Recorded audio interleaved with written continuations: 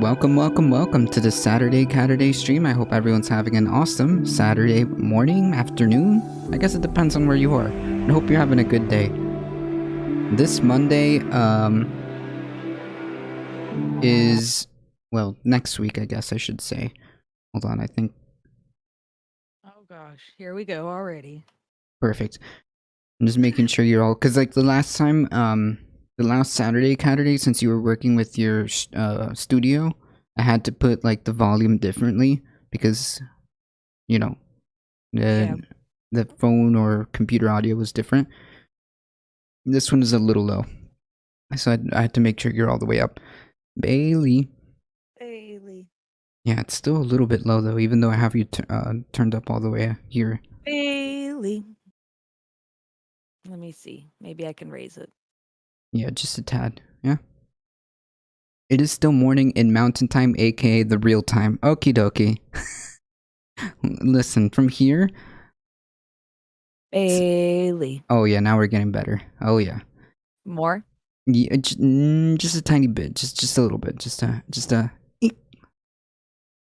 More? Yeah, more's good. No, that's it. Okay. That's all I got. All right. No, but it's decent. Time zones are the real hoax. True. Time zones aren't real. Time is the hoax. Yeah, time itself is the hoax. We have absolutely no. How do we even quantify if like time is real? Is it real? Are we sure?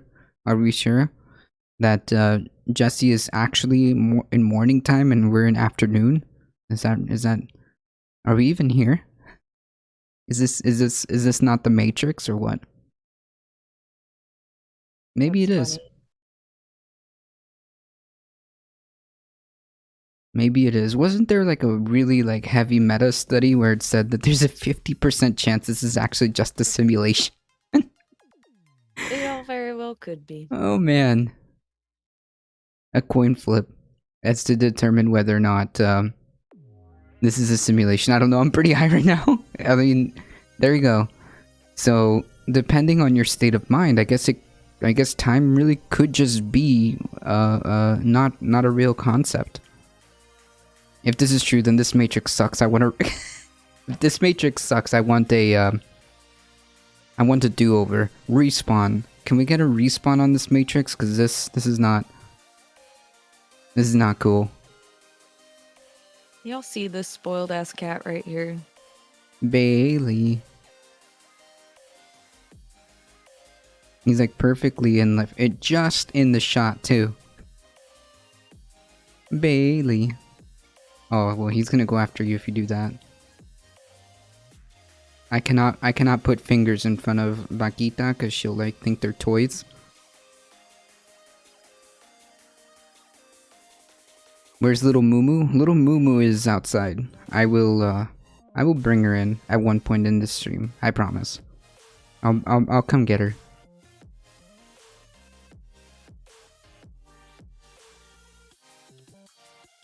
Vaquita, aka Little Mumu. You got dirty eyes. Oh yeah, no. There's no way she'll let me do that. You just have to know how to work with animals, Carlos. You'll learn. Right, babe. I tried just kind of like, cause she bolted out the door today. Trying to chase a lizard. Cause like we just opened the door to get outside for a split second, and she decided to bolt. And she went like right for a It's summertime. He's shedding. Oof. Right for a lizard, or I guess either a lizard or something behind the mulberry tree that we have. And she got like dirt all over her paws, so I had to like grab some of the little wipies for pets, and she was not having it. She went right under the couch and would not come out until I gave her treats. Good job, Carlos. I mean, she understands come here, like almost like a pupper. Like, she'll listen to me when I call her name and tell her to come here. She'll listen to me. You getting your ear rubs, Bailey? Yeah. They like that, and they like kind of soft scratches under the chin.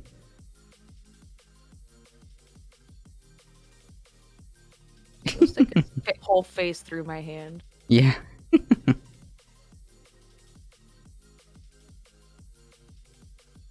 I wonder if Makita's gonna get any bigger, because she doesn't seem like she's getting any bigger. Like, she grew a little bit. She may not. A lot of stray cats and stuff have had inbreeding, I think, and they just don't get as big. Yeah, because And she's pretty small. Also because of scarcity of food in the city being a stray cat. Yeah, like, I mean, she's gotten a little bit chunky, but she hasn't moved from her 10 to 11 pound. Like, she doesn't move from that. She's anywhere from 10 to 11 pounds consistently. He is shedding so bad. Oh my god. Did you see that? Yeah. Jeez. That was just from me touching him once and holding my hand up. Yeah, no, we gotta brush for that. I do brush him. I've been brushing him every day. He's shedding. More and more and more and more and more and more. That's crazy. He's blowing his coat. All the cats are blowing their coats. Well, Marble isn't, but Little Bit and Bailey are. Oh, I can imagine. I can imagine. Yeah. I passed the brush over him 3 times and the brush was clogged. I was like, oh no. Yeah, oh, Pip. No. Pip is huge. Pip is enormous. He's over 20 pounds, yeah? Or just about? He's like 22 pounds last time I weighed him. Last time you weighed him, he could be... Well, I don't know if he's gonna get bigger than that, right? He's not done growing. He's not old enough. Okay. I figure, like, by next year he might stop growing. Oh my god. You're gonna have, like, a monster cat. Because he won't be 2 until, like... Whenever Tabby and Miguel got married, he was, like, 7 weeks, 6 or 7 weeks old. And they grow until they're at least 2, I think. Yeah? So... No, so Makita might grow a little bit. Might. Oh no. He's already given you the... I like how my cat gives you the warning. Like, she'll give you the warning by, like, raising her paw like this. And if you don't stop, then she'll, like... Yeah, no, Bailey goes back and forth between being super cuddly and possibly killing you. So... Like, he could swat the shit out of you 1 second and then the next moment roll over and expose his belly. He is... Yeah. Boy cats are like that. They bite a lot. Oh, Carlos, you died. No, I had to reset my my thing. Hey, afternoon. But he loves getting his face rubbed. Yeah, my cat, whenever she does that, whenever she like she'll goad you into like going into the room, because this is like the stream room is her favorite place for like playing because of the rug. And she'll lead you to the stream room and then like plop herself on the rug and then like roll on her side. But it's a trap, because the moment you try to like play with her or give her like a belly rub or like a pet, she'll like go after your hand. So you gotta do it in a special way, because otherwise that hand, that's a goner. Oh no. I would. Oh no. I would show you, but I've gotten very, very good at like reading her body language, so I no longer get like that much intense scratches.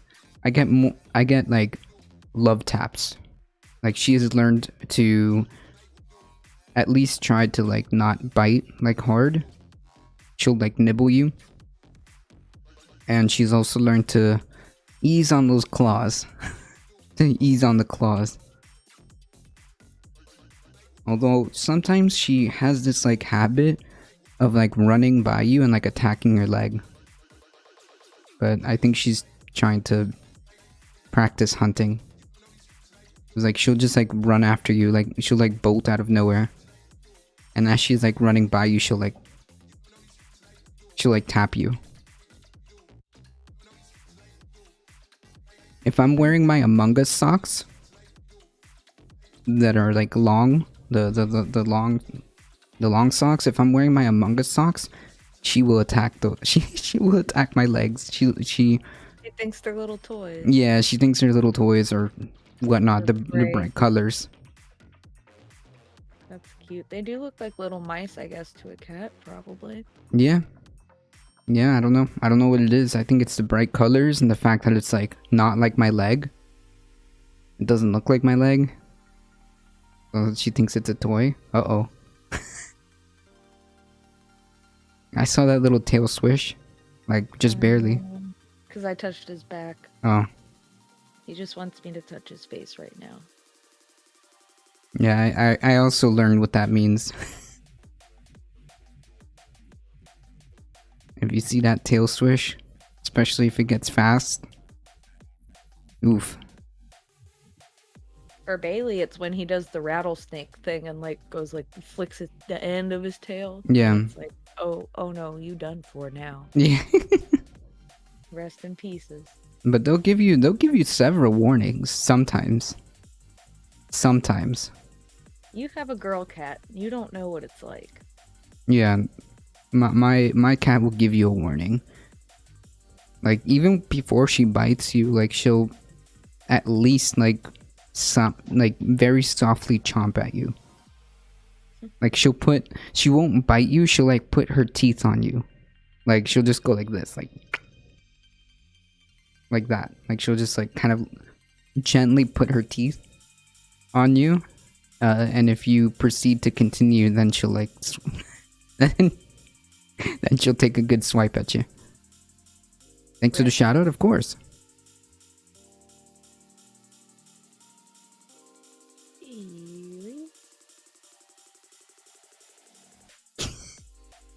You okay, Bailey? Uh-oh.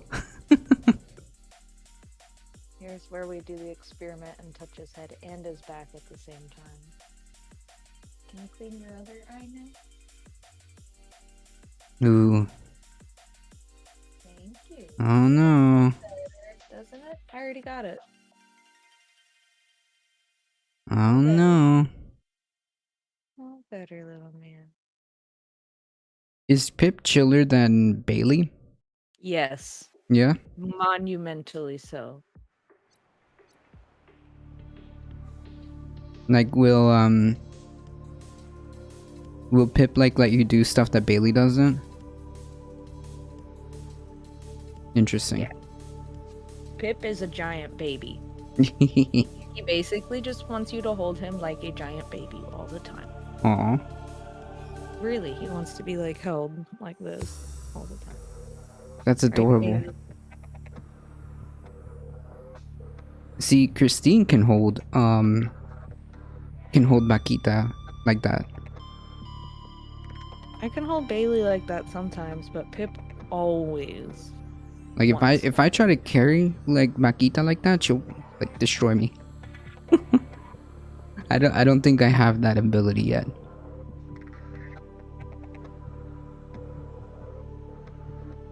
Although the other day we did hang out together on the couch and she was completely fine like snuggling really like next to me. Cause like she's also a little bit territorial where if that's her square, that is her square. And one way or another she'll get you out of that square. Or that designated area where she's sleeping or where she's laying down. If she's decided that that's her area, there's nothing you could do about it. I mean, you could stay there, but she'll bite you until you leave. Oh no. Oh yes. So what we do is give her her own designated square, like real an unironic designated square with like a little blankie, where like okay, this is your square, and she like sits there.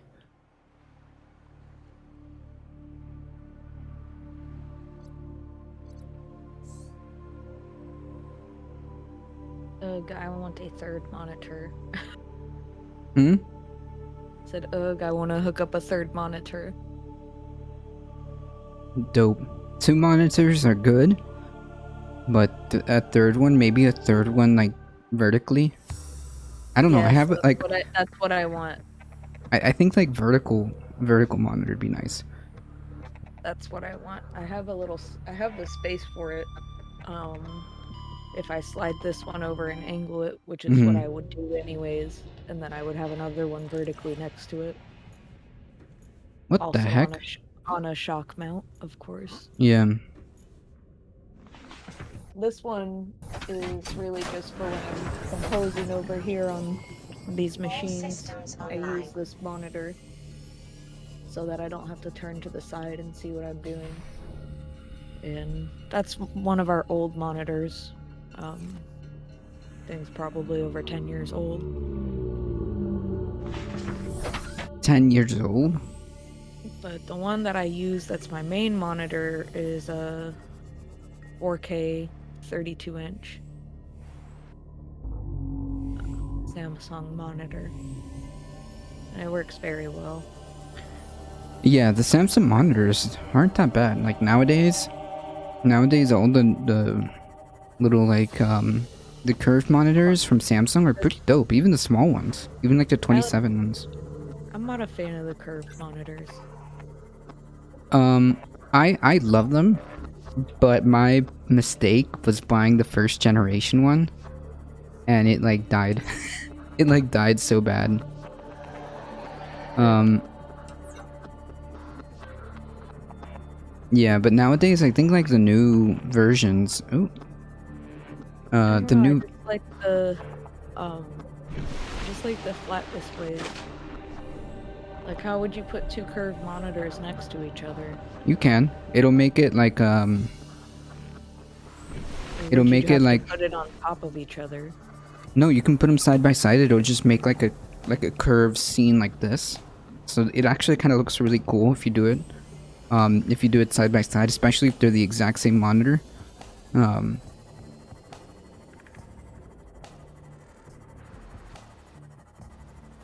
it looks really cool. Hey, Duke. I think only if you're getting a mega wide monitor does it curving matter. Gotcha. Yeah, I mean, I honestly wouldn't want to go bigger than what I have. The one I have is 32 inches. Yeah. I think. I'm pretty sure it's 32 inches. I mean, like even Well, you saw it when you were here. yeah. Like anything bigger than that, and that's too big for me to see sitting this close to it. I can sit on my couch behind me and watch movies and play video games on this screen. And no, it's not huge, but I can actually see, I can read all the text. Yeah, It's 32 is not good. it's not tiny. I bought this monitor when Bailey knocked over my last one and it fell on my keyboard and it shattered. Ooh, And I think Bailey. that one was a 28-inch monitor or 26-inch monitor. Yeah. And that one Yeah. was just like a 1080p monitor. And then this one I got open box, so I got it on sale. I was able to get it for a good price. Nice. So it's a what is it called? Like not a display? Like a Yeah, display? it's a computer. It's a computer monitor. Let me see. Would it say in my computer settings what it is? Yeah, well, some computer monitors will tell you what they are. Like when you look in your display settings, it'll tell you. All right, so I made it to the island. My goal, which I alluded to last time, is I'm Oh going to yeah. make sure that I put a beacon on all the islands so I can know where I'm going. And I can map out all 3 islands. Because there's 3 of them. I still got a 24-inch Samsung 1080 in my setup that's got like 12 years or something. It's looking a bit faded. But yeah, I mean, hey, if it works, it works, right? Yeah, so this one is a Samsung U32J59X. Resolution's 3840 by 2160 and 30 hertz refresh rate, 8-bit as far as bit depth. I'm gonna make Oh, this beacon green. not not like the best monitor out there, but it's pretty damn good for what I paid for it. I mean, it works, right? Like, I'm literally using my, uh, I mean, I am not totally using my work monitor to not Uh, only do work, but also act as a game screen. see if I could show you. So this monitor that I have, Pick a oops, beacon. I want to name it. Island is 1. is on a gas. Wait, hold on. So you can move it out, turn it, Wait, I think. Oh, there we are. and do whatever you want with it. Sometimes it doesn't think it can do it, but it can. Yeah, I mean, back to the I have game. it adjusted really tight so that cats can't bump it and easily move it. That's the thing. If it works, right? So basically, it's I got it on Amazon because it was way cheaper than the one in the store. And it's an arm that I bolted into the wall, and I was able to mount it into a stud. But the one that I have with the smaller monitor, there are no studs right where I wanted to mount it. So that one I mounted using the little plastic clips, and it holds just fine. But this is Oh, pretty cool because it's a gas assisted computer arm, computer monitor arm.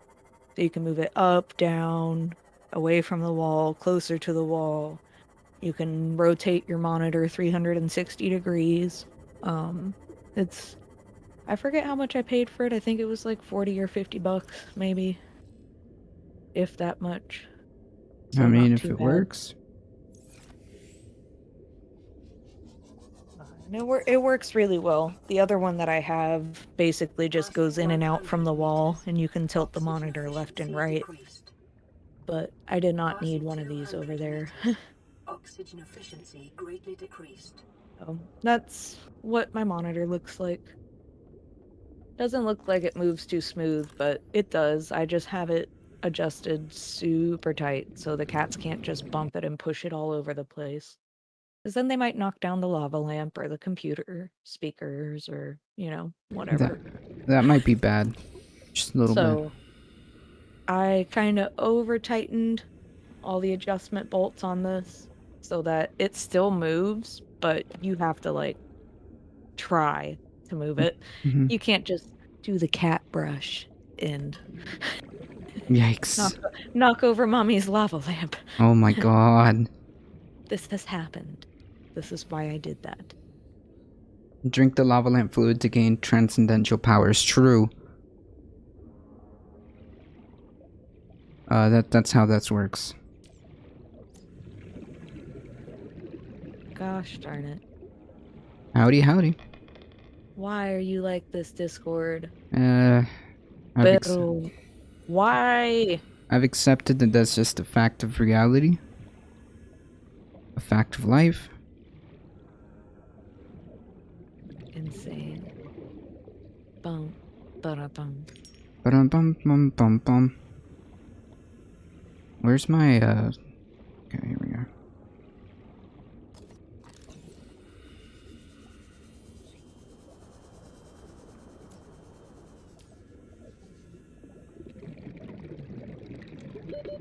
Seconds.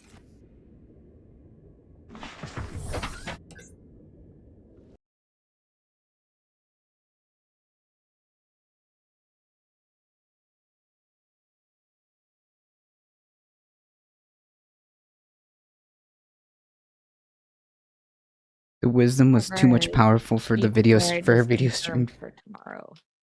Yeah, the knowledge of drinking lava lamp to gain transcendental powers. Yes, you just drink whiskey and play Skyrim. You'll ascend. Well, yeah. So I guess, yeah, that's a fair statement. Anything under here? No. I mean, I got some ruby crystals that I didn't have before, so that's good.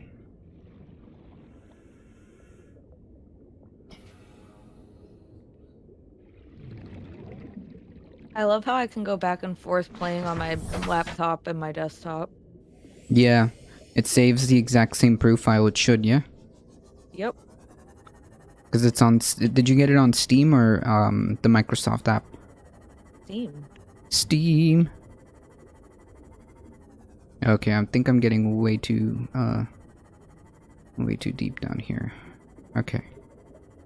Alright, well, I'm just messing around, so I need to figure out... I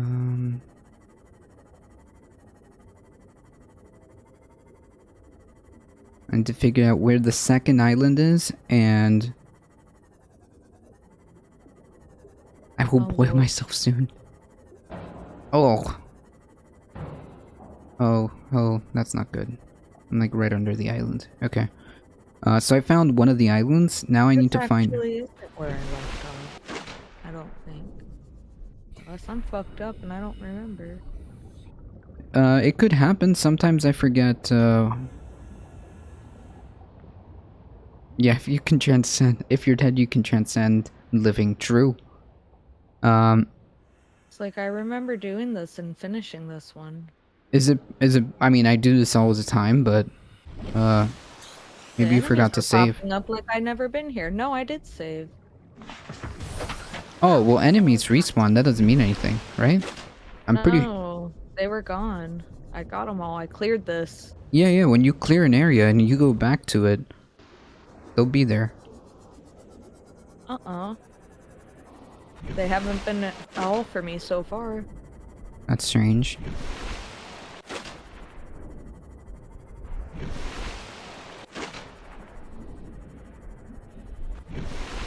What is going on here?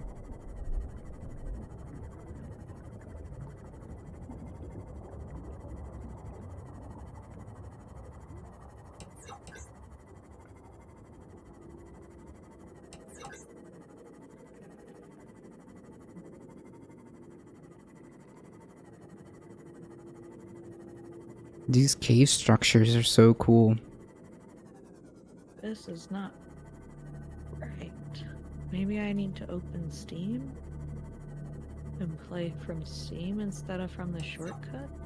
Maybe, because it is possible to have it on both the Microsoft app and the Steam app, so maybe, I don't know. No, I don't. I have it on Steam on both computers.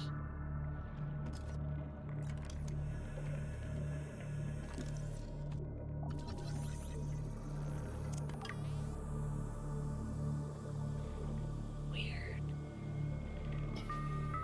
Perhaps I will just play BioShock.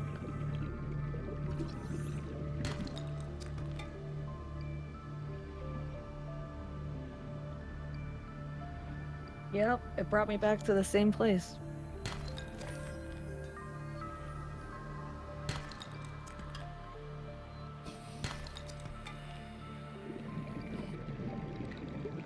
Yeah, I remember quitting or completing this quest and then going on and doing something else. I'll have to check on my laptop later and see what's up.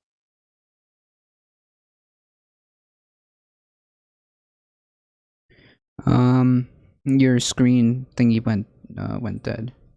Back to me. Oh, you can't see the Skyrim, can you? No. Boo. Where is my submarine? Submarine. Microsoft Store is worth having these days. I don't know. I guess some games you need it, right? I don't think all games, but I think like there's certain exclusives that you would need it, and it comes with the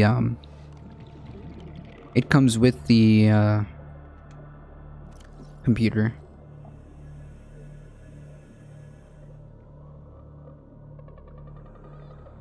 That's weird. I can't It's get gonna my camera to move. work. All the precious metals. I have no idea what this means.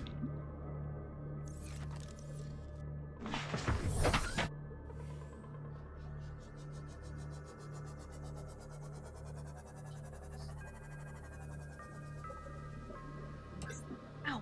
Oh, my knee. And for all my friends and Ouch. fans out there who play the Switch, I just took mine out Switch. of my case. But I highly recommend these cases. They're so awesome. It makes holding the Switch and playing handheld so much more comfortable for people like me, I think, with bigger hands especially. And it comes with several different grips that you can switch them out depending on the shape of your hands. And they just pop out with a little clip. Nice. This was like, I think, $30 with a carrying case that That's holds not bad. games. I only ever take it off if I need to get the Joy-Cons off it. Yeah. Apparently there's a Trump. What? Those are still a thing? Trump. When is when is this Trump rally? Wait, you know, we can Google this. Why is there even going to be one? He's not even. Yeah, I don't know. I don't know what the purpose of that would be. Trump rally today.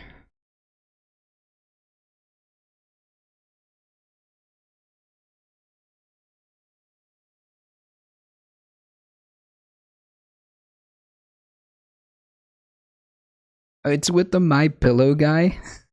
Oh no.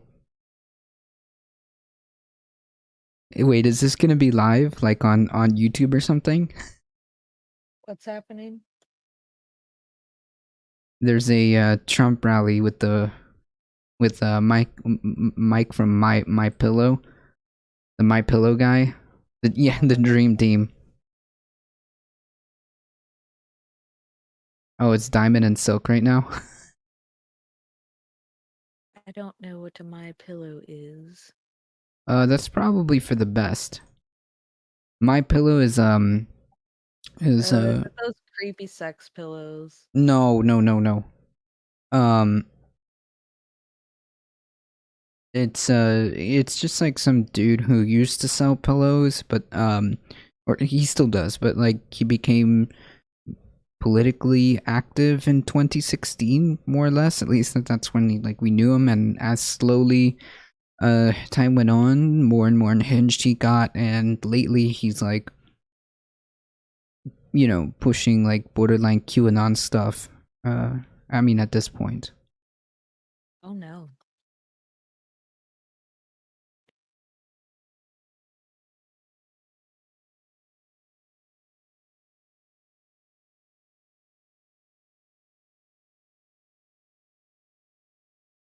Well, it's not on TV. I mean, not on TV, not on YouTube, I don't think. Rally live. No.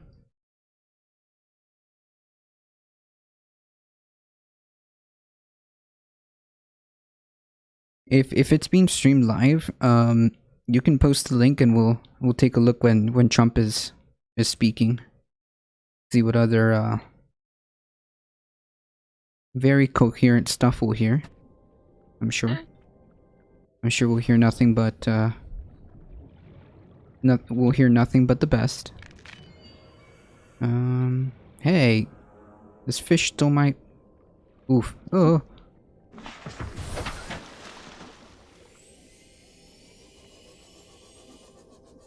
Is it like? Are these okay? So this must be like the second rally that I've heard. Is this guy really gonna plan to run? Like, is that the idea? Because like, See if you can see the screen I just started sharing. all right.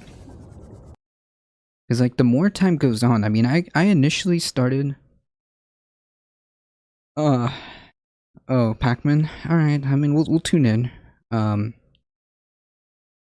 We'll tune in from time to time when he gets on stage, I suppose. Watch stream. Yeah, okay, we see you. We see your screen anyways. The same idiots who voted for them are still lined up to do the same. Yeah, but like, Is this all part to like gear up for another run? I mean, I started off with the and you know, I have no qualms about admitting this, but I started off thinking that like once he lost, like that was it, you know? That was it Right. for him. But the more I see this, the more I think he might actually like the more I think he might actually run again. I mean, Starting to look that way, isn't it? yeah, like I may have to take an L on that one. I may have to backpedal and admit that he's gonna run. Like it is quite possible that he's gearing up to run again. Lindell TV.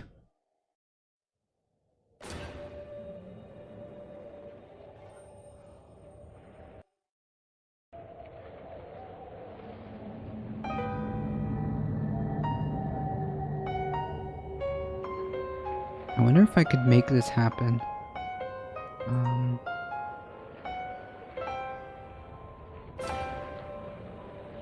Because they know the adults ain't going along with their nasty, sick, sinister foolishness.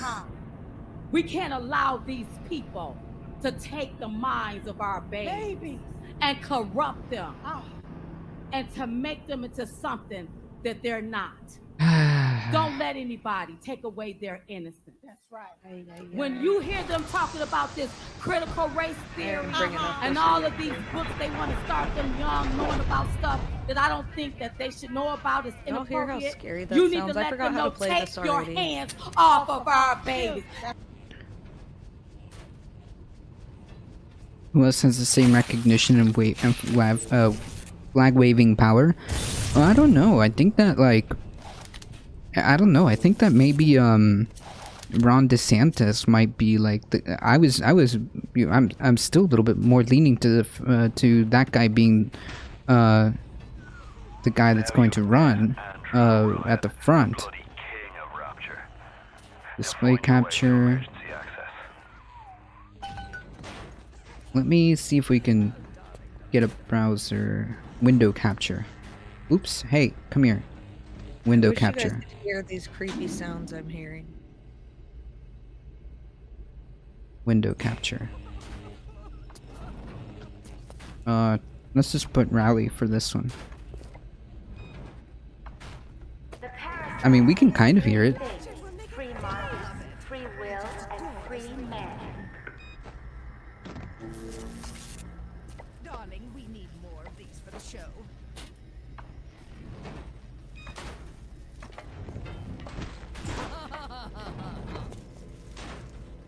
Oh my god, these sounds are so creepy. They are creepy. Like, I can hear people, but I don't know where they are.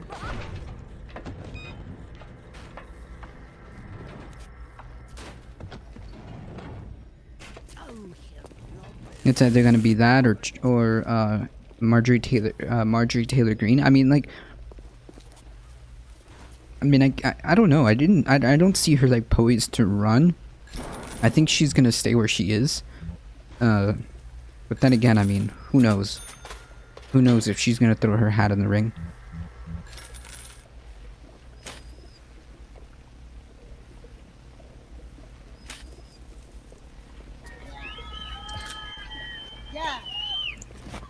Now, I know that they tried to derail the Where the Trump hell train. is those people? But I'ma say it like this: are we all on the Trump train? Okie dokie. I said, are we all on the Trump train? When I say all aboard, you say choo choo. All aboard! All aboard! All aboard! God bless you and God bless the United States of America. Okay. Thank you. Love you. All right. I'm so interested in my case.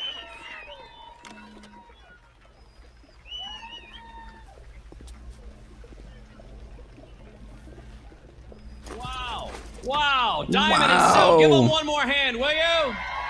Wow. Diamond and Silk.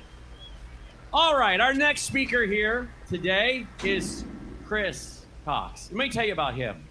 2013, the government got shut down.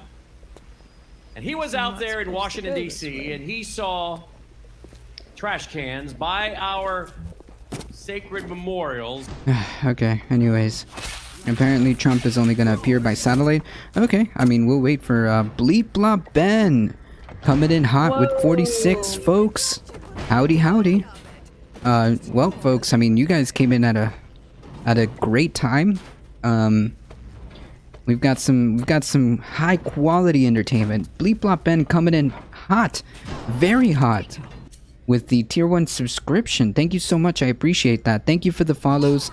I appreciate that. 9 months. 9 months, friend. Thank you. Jeremiah on Twitch, thank you for the follow. Oh boy. Hello, howdy folks.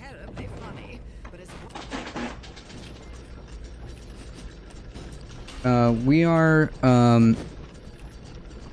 We've got a myriad of different entertainment here. Dazda Nova, thank you for the follow. We got a myriad of entertainment here. We've got the hey. Howdy, howdy. We've got the co-host hanging out playing some Bioshock. We've got Subnautica. Calm like a Tom. Resubscribe for 2 months. Trying to catch up to Ben. Thank you so much. No. Oh man, you guys are too kind. Thank you. Please make sure you follow Bleep Blop Ben if you haven't already. There's some wonderful folks in chat here. Please make sure you follow Ali O'Share. Please make sure you follow Surfer Go Gritty. These are wonderful folks. And again, I appreciate Ben bringing this community over here. You guys are fantastic folks. We've got a myriad of entertainment. We've got Bioshock. We've got Subnautica. And we're checking on Darknet did us a great favor. and pulled up the current Trump speech that's happening, or the Trump rally, I should say. So we got that, just checking in. We're checking in more or less ever so often. Thank you for the follow, Becca. 1359. Bikers for Trump, yeah, the very tough people. The very tough people. Oh yeah, this is a lot going on. Oh yeah, we got all kind of stuff going on here. I've put Subnautica on pause because I'm kind of like keeping up with the rally. So for those of you that don't know who we are or haven't seen this stream yet, we are A Difficult Truth. We do news and politics Monday through Thursday, 9 a.m. to 11 a.m. Eastern time. We do the news. We have a chill time going over the daily news. And on Saturdays is when we really get down with some chill, it's when we get down with some chill vibes. We play video games. Sometimes we play Among Us. Sometimes we play different games. Or we just chat with you guys. If there's something going on, we'll play that as well. It's starting to look like the Woke channel. Yeah. Yeah, exactly. We got like 10 different screens going on. Having a bunch of things to focus is too much for my ADD. Yeah, well, to be fair, there's only one that's like moving around. I've got my Subnautica on pause. In fact, we can like pause this here. And I can move, actually. It's a good thing, okay.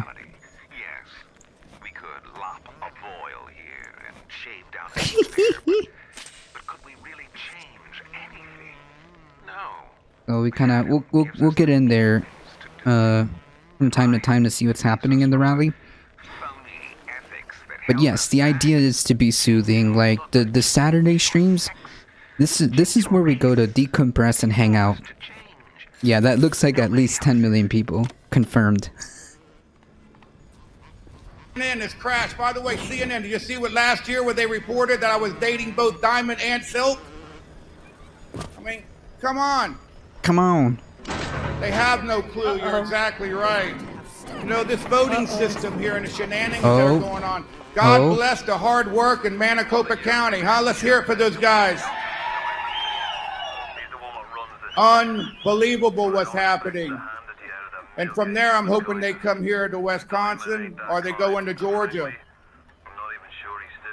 You know, we think about some of the work that the Bikers for Trump have done, and we've led the country in voter registration.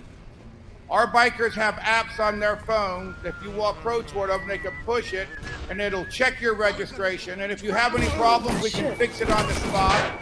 We can register you on the spot. Or if it's a state that doesn't provide online registration, we can have that information. Oh, so they believe. Wait, hold on. This is a fantastic point you brought there, Mr. Biker from Trump. Biker for Trump, dude. This is a fantastic point. So you understand the importance of having as many people registered and having as many people vote as possible. That's interesting. And you have like a system that's automatically keeping track of your voting registration to make sure your voting system automatically makes sure that everything is correct. Wow. Weird.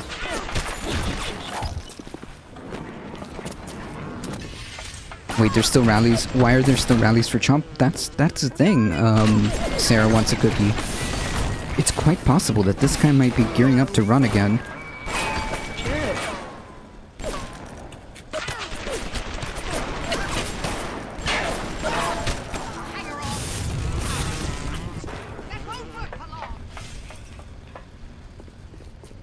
I did not mean to damage my machine. I messed up.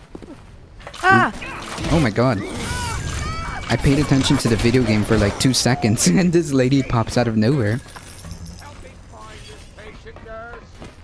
Yeah, so like hey Rendies, how's it going? My point being is that like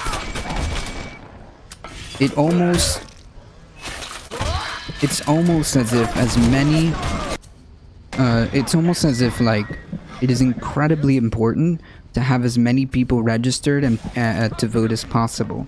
So that being said, depending on your state, I would highly recommend that everybody who is eligible to vote always make sure to check your registration. Make sure you check your registration. Make sure you check anything that needs to be fixed if possible.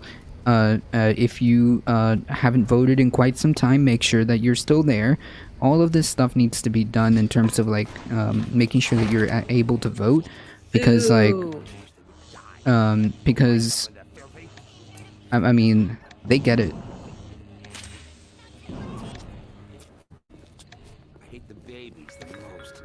What the heck? Holy shit, why are there people here? There weren't people here last time. Feels so great. I'm dizzy, I'm nauseous, and sometimes I'm even seeing things that aren't. What the heck? Oh, it's the weirdest thing.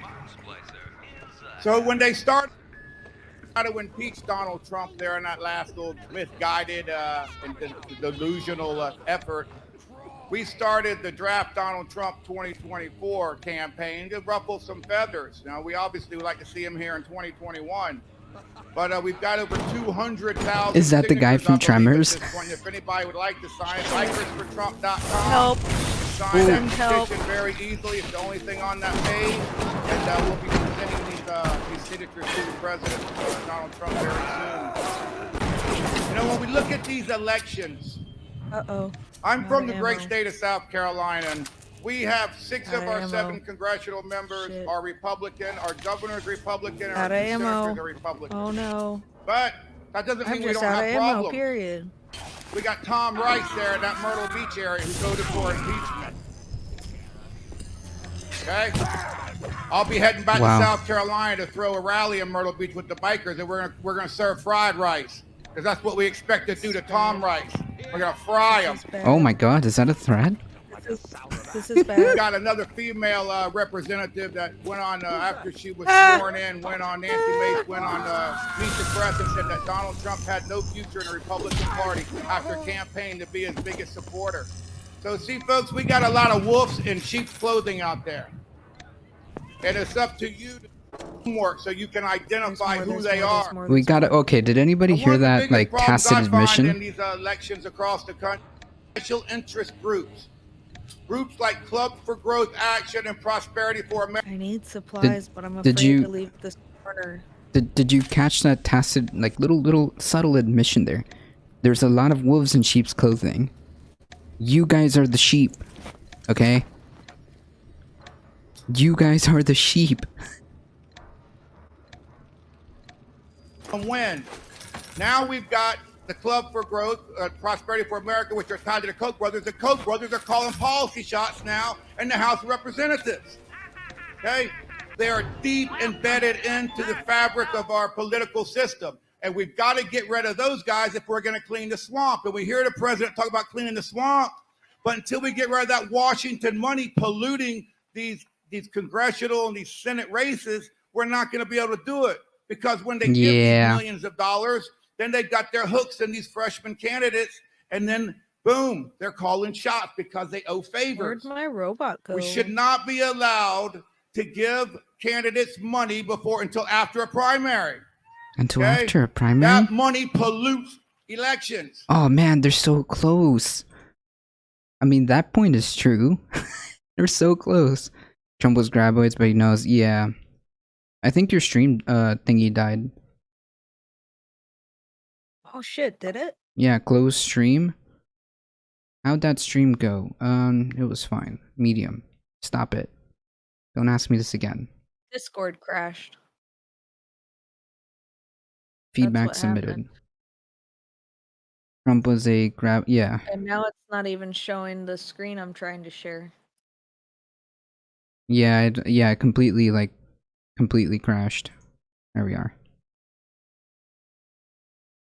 Yeah, look. It won't show the Elgato game capture. That's weird. I think it did this last time. And that's why I ended up having to broadcast the stream and you just screen shared from the internet. Yeah. I don't know why it does that though. Let me try closing it and opening it back up again and then see if I can share it.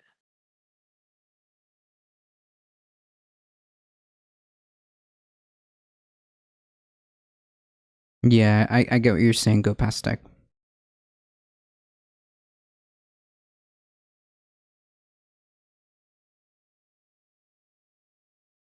Wisconsin is not doing well. Oof.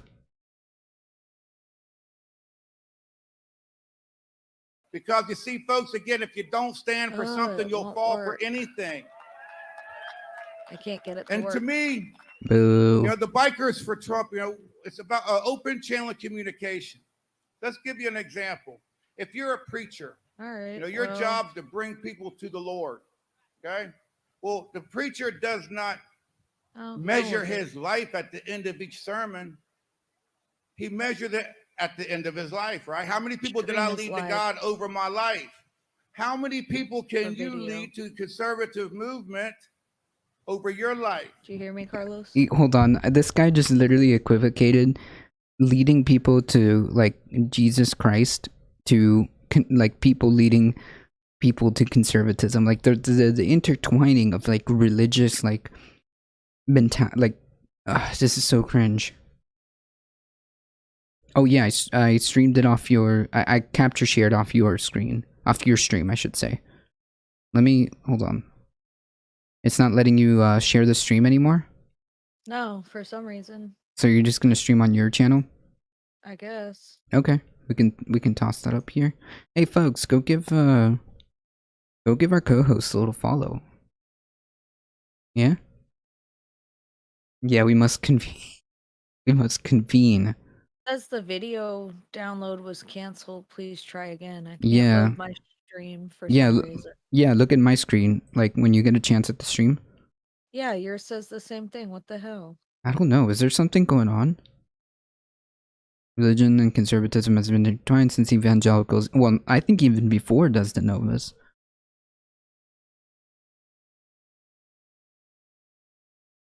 I think even before then. I think like, I think beforehand, like the success, well, part of the success of the Republican Party has been able to kind of coalesce the evangelical wing and just kind of like make that a thing. Really gone off the reservation. Oh wait, I think we got it. I think we have video.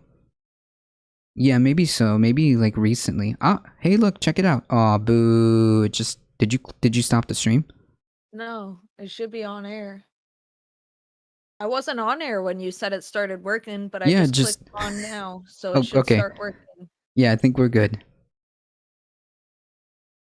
Okay.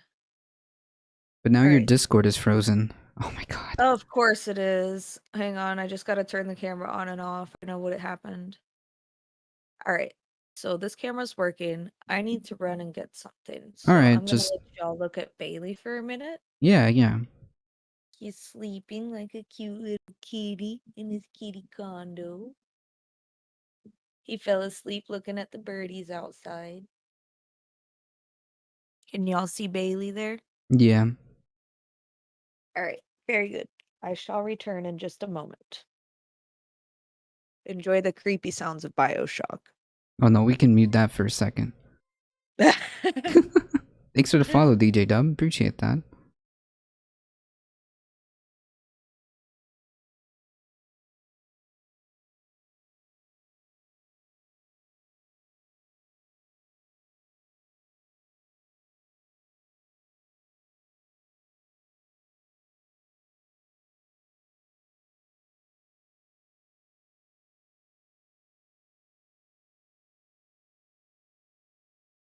Picture of it, and it was tweeted around the world in like 45 seconds.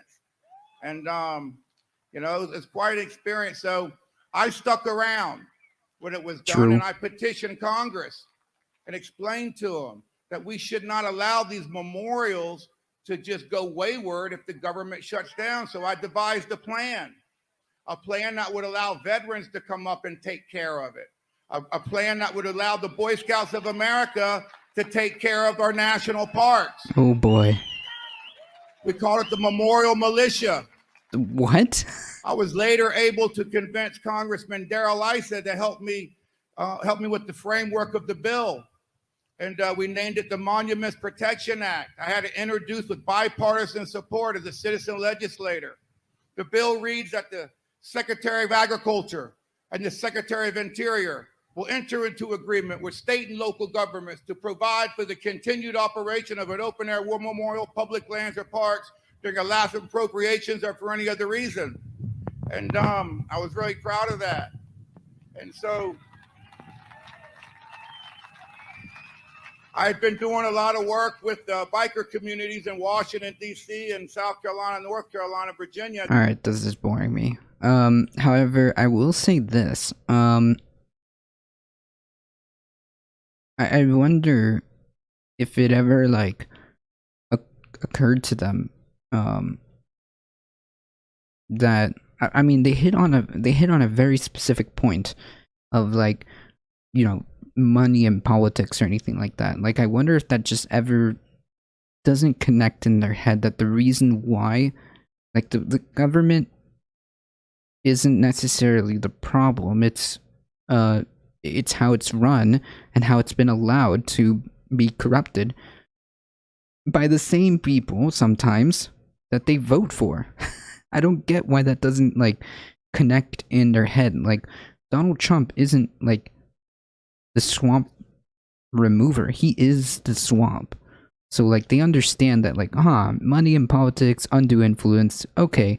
But then they, like, turn around and be like, yeah, that guy's never done any type of undue influence or used his power in any way, shape, or form to lobby the government. None of these guys are as entertaining as Trump. True. Oh man, he's gonna join us via satellite apparently. Alright, so in the meantime, we will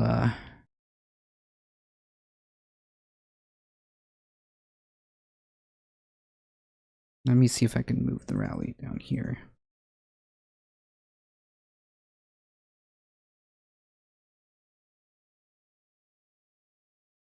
In the meantime, we'll play some Subnautica, and we'll play some Subnautica while Bailey peacefully sleeps in his little cat condo.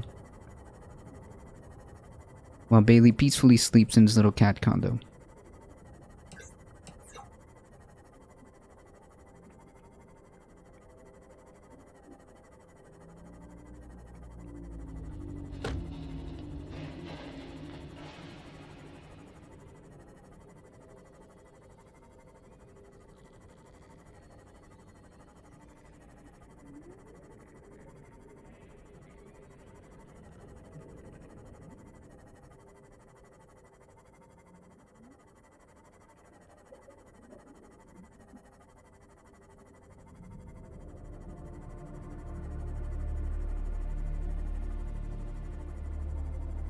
Yeek.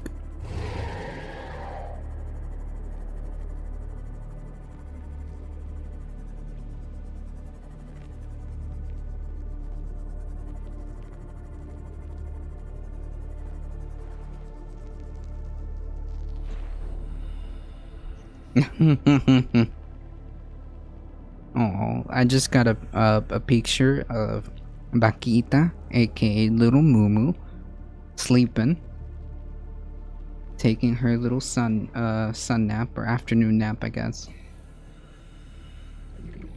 Right at the side of Oi! Ouch! Ouch! Ouch! Ouch! Ouch! Hey, don't bite me, fish. I'm gonna get out of here. Right at the side of my girlfriend. That's adorable. That's adorable. Maybe in a bit we'll bring her on.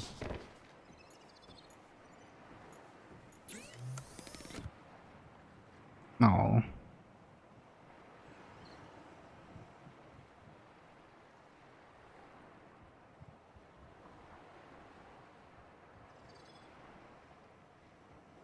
That's cute.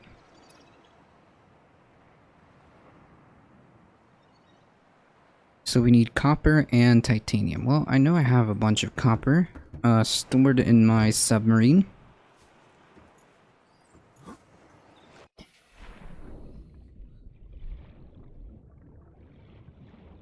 Oh, this sea moth is so cool.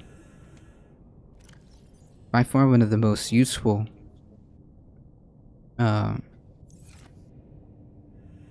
things that you need in Subnautica. Is like one of the most crucial things that you need to do to build is not your oxygen to be as much as possible with rebreather and high capacity tanks, but also to build this submarine.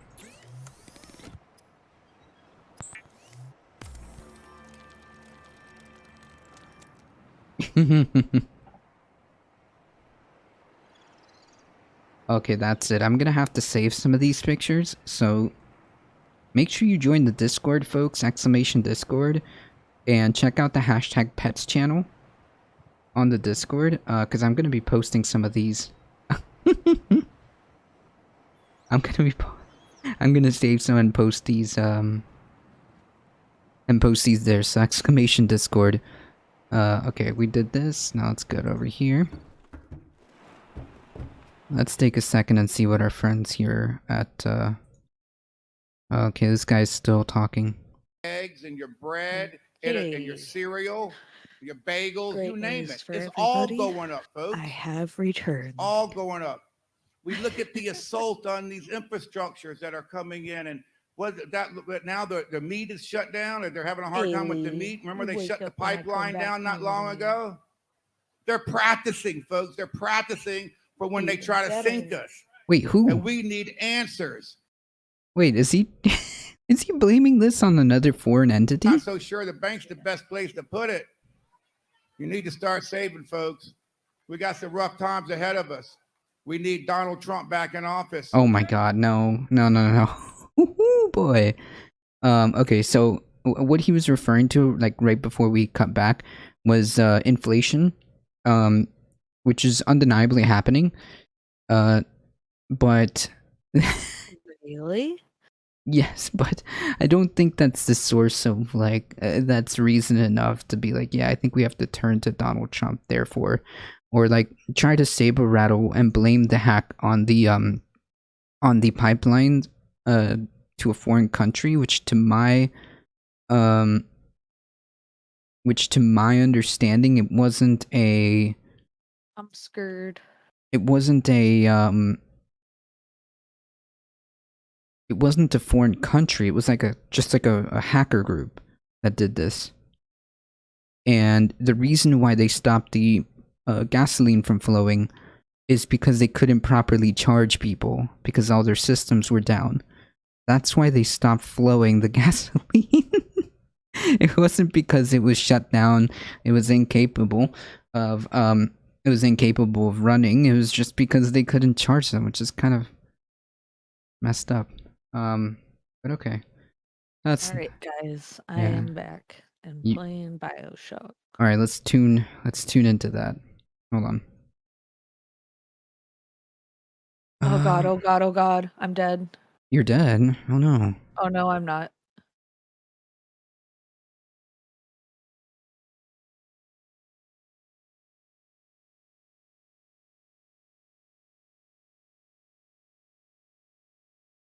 Hmm. Oh Rough god. times ahead of us. Yeah, I mean, it is quite possible that we may be heading into some turbulent times. The majority of economists say that the reason why this inflation is happening is because of supply issues, but there have been more and more economists thinking that this isn't going to be temporary. I'm scared. That this isn't going to be temporary. This is going to be just like a thing. And if that's the case, we're looking at some 2008 vibes. If that is the case, then we're looking at some. Oh, that's not creepy at all. We're looking at some 2008 vibes. In which case, yikes. I mean, actually, funny enough, before I read about this, which we went over an article about how like some Deutsche Bank economists are saying that the inflation is here to stay. Very interestingly enough, the day before, me and my girlfriend were talking. So just to give you a quick background, right now she's doing her master's in applied economics, if I'm correct, and she was also thinking about that, saying like, wait a minute, one of these things is not like the other. I don't have all the variables, but it does feel that one of these things is not like the other, and the way things are going is not good, and if the government doesn't properly respond to it, it's going to be even worse. Yeah, the once every 10 years crashes are now becoming every 10 months. If that's the case, oh boy, are we screwed. And yeah, my girlfriend was like trying to figure out exactly. I mean, she said that she doesn't have all the variables, but there are indicating factors that it doesn't look good. And if we don't pay attention to this and we don't handle it the right way, it could be incredibly problematic. I mean, solutions vary from economist to economist, with people who understand this. Solutions vary. But one of the tactics I've heard, which I might agree with, is not necessarily like the idea of spending, but it's how you spend. So like, it is important to begin tossing as much money as possible in the right areas. What is attacking me? For example, infrastructure would be a great idea to kind of like stabilize this. Would be a great stabilizer. Reset the player. Okay, there we are. Yeah, if that's the case, Darknet, oh boy. I mean, like, regardless, I believe that our government should hopefully and hopefully navigate this with care. Because I'm getting some. Ah, shit. Oof, I'm getting some 2008 vibes that aren't good. I'm getting some 2008 vibes that aren't good, and I mean, whew.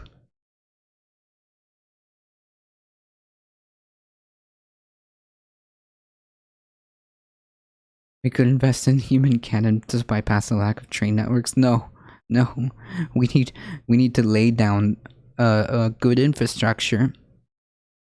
I mean, can you imagine if we invest a bunch of money in infrastructure? That would be great.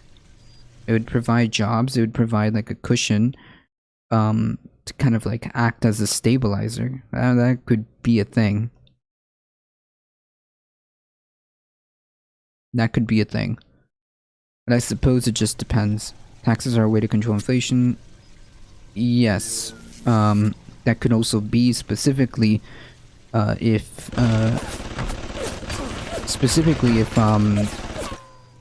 we have such a imbalance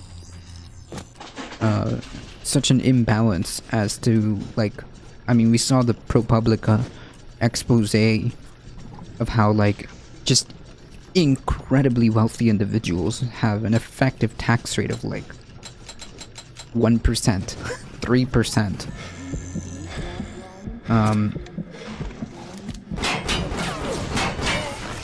It's like, I don't know. I feel like we may need to throw everything at this if we want to avoid something like 2008. We may need to, what effectively would amount to some type of New Deal program where you just like increase taxes, make massive infrastructure plans, make massive like spending in the right ways, right, in the right areas. That's right. We went over that ProPublica Darknet expose. Like, for example, Elon and Bezos, like, for a few years in a row, like, effectively skipped out of paying taxes. Like, wait, whoa. How's that, like, a thing? How's that a thing? That's right. I'm about to die. Like, I'm just screwed. You've got one...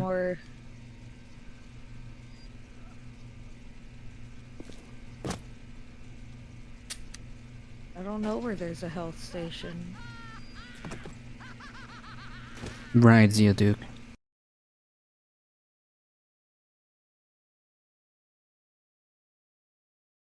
You've got one bullet and low health. Good luck. I just gotta go back the way I came.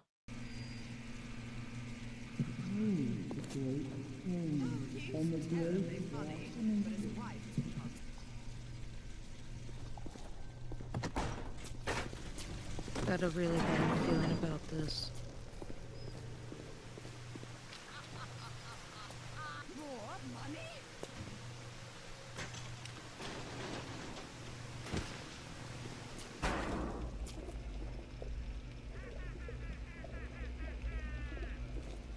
Wow, I'm full of the bad language today.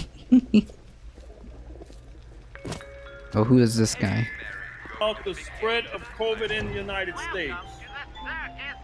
Some states even set up hotlines to report people inside their homes who may have had friends or relatives over to celebrate Thanksgiving, Christmas, and New Year's Eve. Is this? Wait. In fact, they told us we couldn't travel at all. Is this Arapeo? They closed churches and synagogues, canceled Easter, the holiest day in the Christian calendar, but they didn't order that mosques be closed. Oh no. The city of Chicago even set up roadblocks, highway roadblocks to prevent people from Wisconsin from driving into the city of Chicago. What freaks me out is all the voices and like nobody's coming. Yeah, all of this was done without our consent and it exceeded government authority under the Constitution of the United States. I swear. Then after that, it became about testing. We were told we need mass testing before we could resume our way of life and get our God-given rights back. Our God-given rights. Tested, and the number of positive tests and deaths were corrupted for Democrat agenda purposes. Wait. Follow the science, we were told, even though there were competing opinions by doctors and scientists on the best remedies. Tony, the fraud Fauci, became the self-anointed expert on COVID. Oh no. Fauci bamboozled politicians with his bamboozled. BS. The American people were hoodwinked. You were lied to by an unelected, over-credentialed bureaucrat. Fauci the fraud called any doctor or epidemiologist who had an opinion that challenged his, he called them a distraction. Some of those were doctors who treat patients. I should remind you that Fauci the fraud does not treat patients. Right. But it wasn't over. Then we were told we had to wait for a vaccine before we could resume our normal way of life. Then when a vaccine was produced, we were told that even if vaccinated, we had to continue to wear a face diaper and socially distance for the foreseeable future. Then talk began about forcing people to get injected with an experimental vaccine. Oh no, okay, no, I can't platform this. Okay. A face What are they diaper. saying? They're complaining about like mask mandates and how like the COVID vaccine is and it is some type of like experimental vaccine, and like he just said that if you take the vaccine we'll get closer and closer to normal, but then also says like you shouldn't take this because it's an experimental vaccine. Like he's basically making the implication that like this isn't like good for you or anything like that. No, this has been extensively tested vaccine, extensively tested vaccine, and so far we have had nothing but overwhelming results. And second of all, yes, you can still be infected with COVID with other it's very rare, but you can. So the whole point being is, well, we have to get to herd immunity. Like, these people don't understand how like a pandemic works. They don't understand how herd immunity works. We need to get as many people vaccinated as possible so that your quote-unquote face diapers won't be necessary anymore. I mean, like, in terms of like preventing COVID, maybe we should consider maybe using this like the Japanese do. Whenever you're sick, you should just use a mask. But the reality is, if you're complaining about your quote-unquote face diapers, you need to get as many people like on board with vaccinations and try to get to herd immunity as quickly as possible so that the chances of this spreading, Damn it. and worst of all, becoming endemic, and the more it evolves, or I don't know, the more variants that are created, the more probability it becomes that these vaccines are it's less and less effective, right? So can we just knock this out of the park if you're so interested in getting back to normal? Jesus Christ.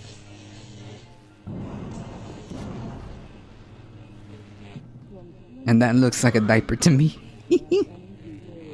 Fauci the fraud made you wear face diapers.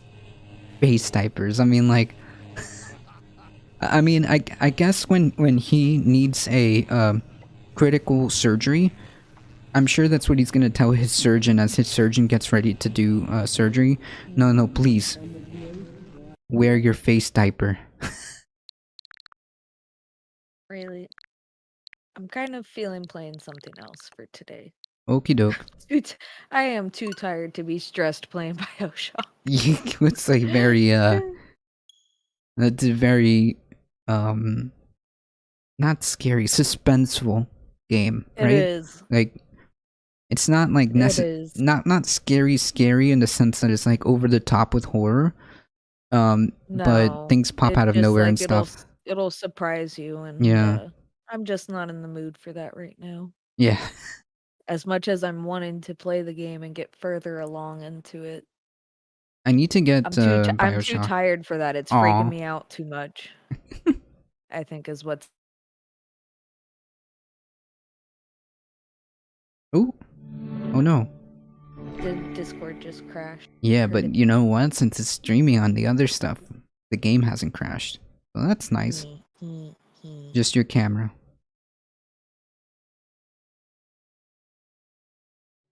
Which is fair. We can just fix that in 2 seconds. This is the other one I told you to buy. So, funny story, guys. I was at Best Buy buying Christmas gifts one year for my family. And we were checking out, and the line was long, so I decided to just go over and take a look at Nintendo Switch stuff, since my mom said she was getting us Nintendo Switch for Christmas that year. Nice. And they had this, like, collector Starlink game on sale for $6.99. Nice. So I bought one for my sister and it came with the game, which is like a $50 or $60 game, and it came in a box with a special controller for playing it, which I need to switch to. Now I have a question. Is this the one that you were telling me where it's like, effectively, it is like infinite worlds where you can travel and like expand infinitely? Almost. Sort of, yeah. It's what you were. I think, or if I remember, it's like you said that these planets are, maps are huge. They are. They're ginormous. I'm gonna play it so you guys can see what it looks like. Like But, No Man's Sky. I have no idea. I think- haven't played that one. It's on my list. It's on your list. I think we should push for the early adoption of full-body condoms being worn in public. Really get ahead of that next pandemic. Yeah, I agree.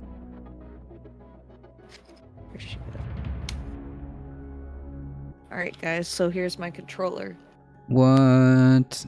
No way. That's what that's for? Yeah. You like it? It's dope. So, I like it. Can you see the little light? Like Yeah, the yeah, yeah. spaceship is lit up. Yeah, the little red light. Is that it? It's a blue light. I can't see. Oh, here. it's the thrusters. Yep. Nice.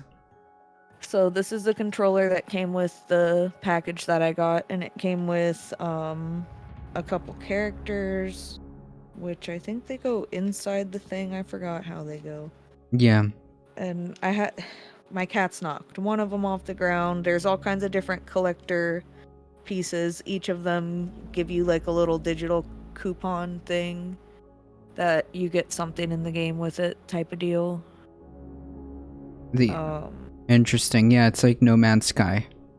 Yeah, it does look like the Star Fox. Amiibos? Yeah, the Amiibos. Star Fox, it does look like that. Hey, Chibirka, Yeah, is it this is. Elon propaganda true? Oh, But this was pretty cool. So as you can see, the ship on my screen is my ship that I Mhm. have on my controller. And you don't have to use that one. It just like when I bought the game and it came with these pieces, it gave me those things in the game. I didn't have to get them in the game. gotcha. It uses AI forget created what systems, Nintendo so there's calls infinite them. planets to go to. Interesting. And I have not played this in like, I don't know, probably almost a year, so I don't remember how to play. We'll have to Gotcha. see. I hope my procedure generates fair worlds rather than they hate me. Yeah, I mean, like, this is like space Minecraft, I guess. The cheapest character in Super Smash. Yeah. Yeah. My character in Super Smash, ever since Super Smash Brothers was a thing, my character has always been Pikachu. From beginning to end, I have always been a diehard Pikachu main. And I have even sometimes I'll even use sometimes I'll even use Pichu in the newer games. I think the last two Super Smash introduced Pichu. So I use Pichu as well. Pika is cheap too. That down B. Oh. NMS is like space Alright, Minecraft too. And we're Gotcha. off. I'm very fascinated by this game already. I love the graphics in this game.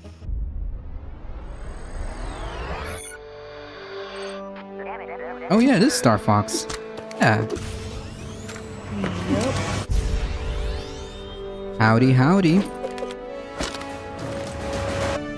let's see what we got here.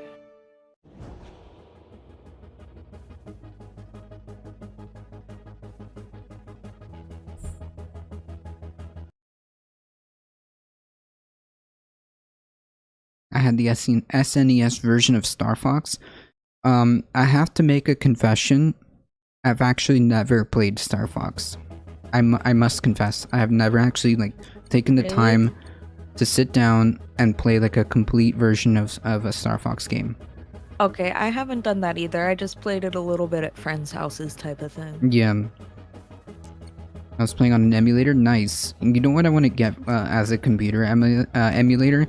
I want to get the old school 1995 or 98 red and blue version of Pokemon and yellow version. Although I don't know, maybe yellow version and silver version of Pokemon from the old Game Boy. And that's what I want to do. Is this like a Star Fox version of NMS? Yeah, I think that's what this is. Because I think I asked you this before, like, this last Saturday or the Saturday before that. Like, was that the actual Star Fox ship? And it is, yeah. It's still fun. I still own it. Fun fact: my sister is currently working on restoring the old Game Boy. Do you guys remember the old gray brick? The old gray, yeah, the old gray brick. I still have mine from the 90s, and my sister, because it had an issue, I think, with power. It wasn't like able to turn on. It wasn't able to turn on, so it's kind of just been there. I mean, it works because she bought an AC adapter for it, I believe, and can play it. But she's currently doing surgery on it to restore it and make it functional again. Yes, that's right. I do have a sibling. Yes, the brick. The brick. I think that if she succeeds, because she's restored old advanced games from the past. I think she restored the Game Boy Advance version of Pokemon Green Leaf Green, and I think that's so she's like been messing around with that, and she can totally hopefully fix it. I wish you could put a nicer screen on it. The original's so bad. Yes, actually.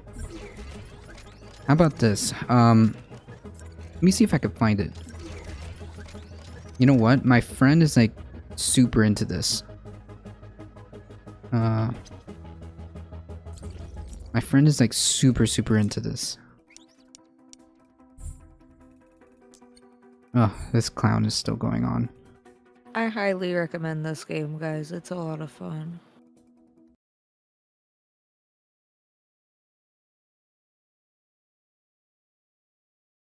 I totally forgot what I was doing here.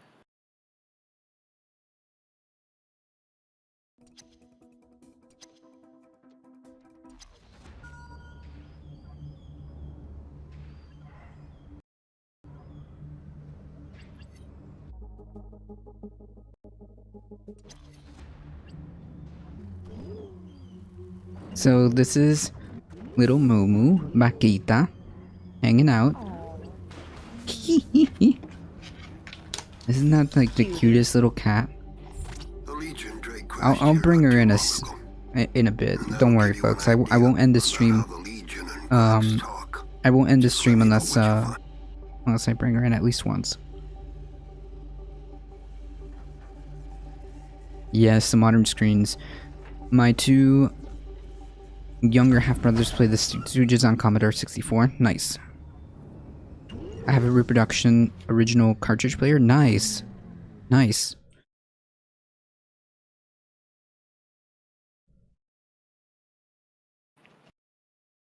Okay, let me see if I can figure out where,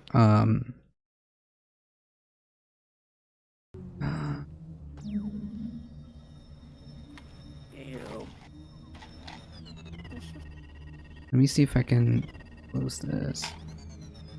Yeah, isn't she cute? They can't digest the bones of their prey, so... Ew.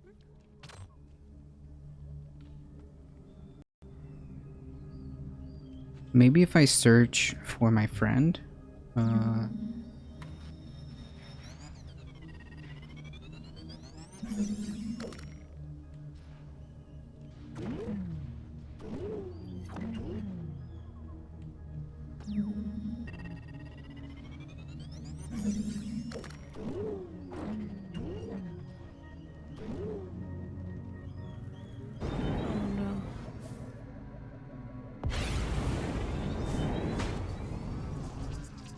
Watched. Throw or attack the prickle bird to dislodge it. Fucking prickle birds. Uh-oh.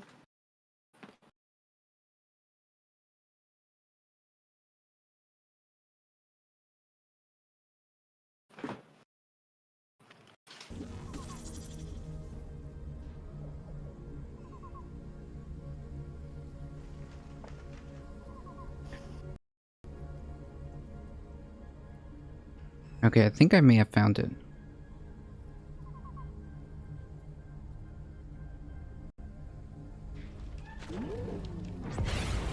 What did I just pass?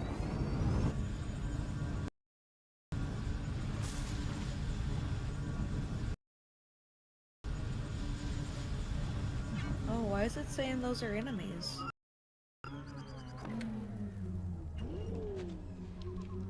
Just because it's a lot more comfortable.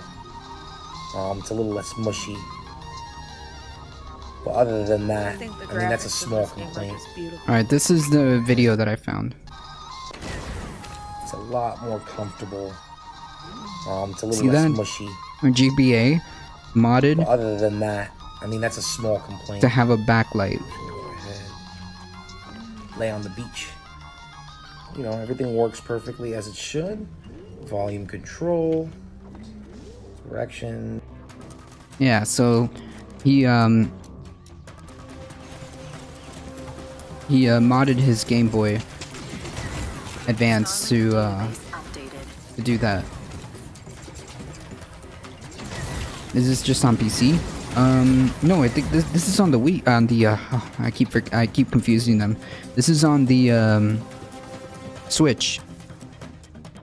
This is on the Switch.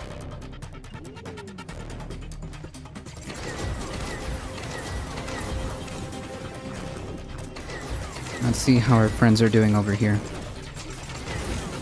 To me, ladies and gentlemen, is untenable. Analysis. The Nova may be more easily dislodged if targeted with heat weaponry. It's why I'm doing what I'm doing now. I started a nonprofit, a grassroots individual advocacy. I find that the individual doesn't have a... If you're not a part of the donor class or you're not part of a special interest, you have no seat. You have no voice. I mean, true, but just goes right over their heads.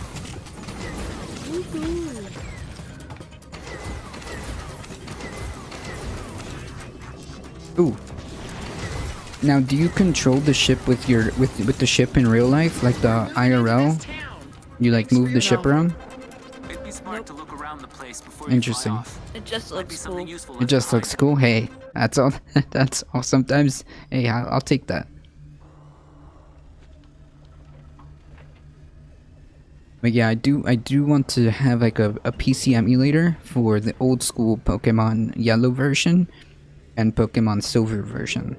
That I would love to play. We'll keep this site safe. Heard there's something valuable left over. And do you, I wasn't like, I kind of like zoned out for a second. Do you get out of your ship or do you only like hang out with the, in your, I think you only stay in the ship. Gotcha. Whoa, what did I just fly over? Nothing wrong with looking cool? True. True.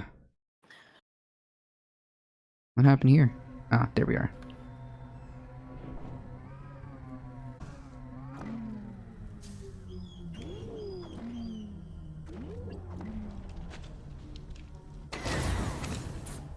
Do you pick up resources and build stuff with this game, or? I don't remember. Sassy Nick, thank you for the follow. Appreciate that. I fly around and do the things it tells me to do. Okay, fair enough. Oh, I think your camera just died. Wait, did everything just die? No, just the camera.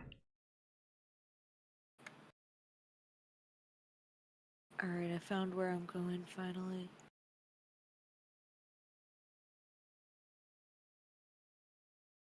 Oh god.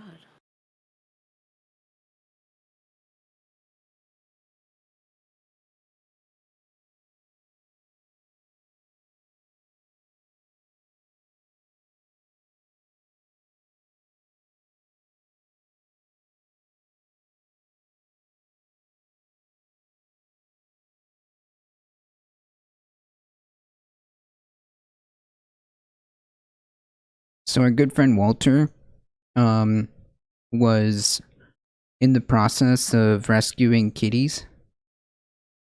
And he found 3 kittens and the mama cat. Unfortunately, there was 4, but 1 passed, I believe. And in his attempt to help them, I mean, he found them home, so that's good. But in an attempt to help them, unfortunately now his house is full of fleas.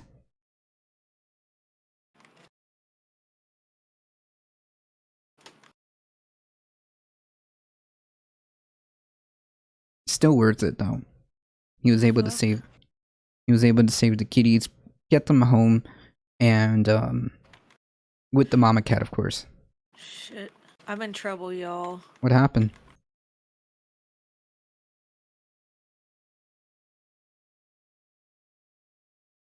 Ah, thank God.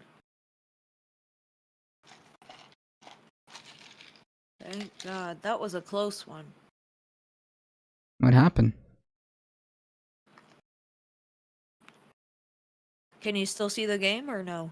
Oh, you're talking about the game. Yeah, mine was frozen for a second there. Okay.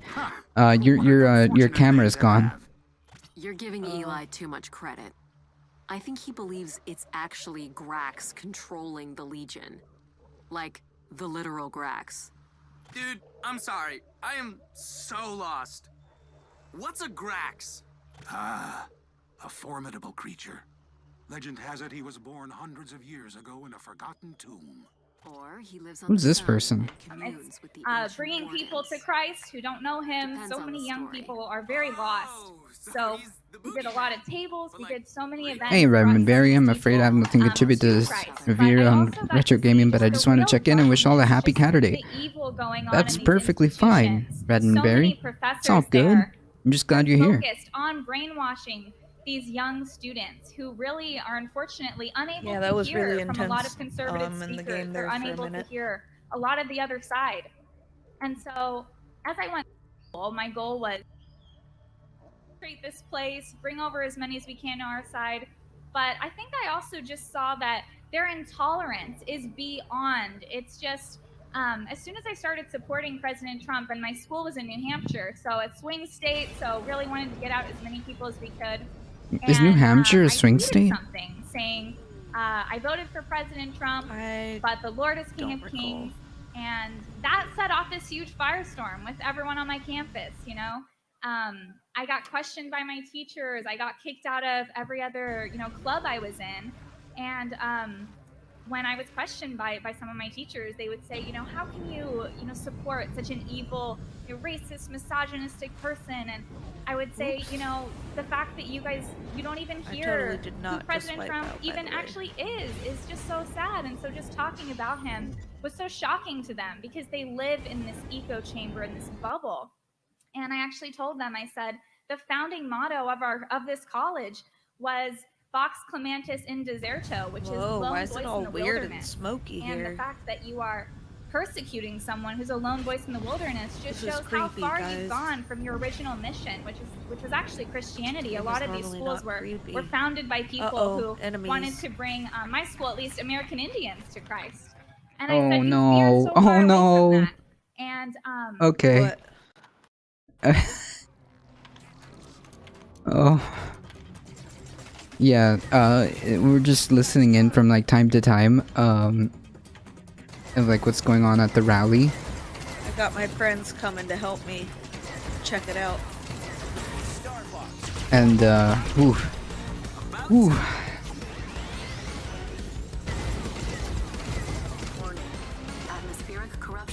Yeah, you don't say incomprehensible things and then act surprised when people think you've lost it. True. Oh, I like this music. I like the game music. I think it's the original game music. Whoa, what? I mean, again, I haven't played Star Fox. I Where did the wouldn't know. bad guys go? There they are. Oh shit.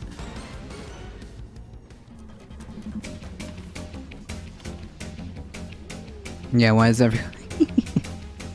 No, that was pretty cringe, to be honest.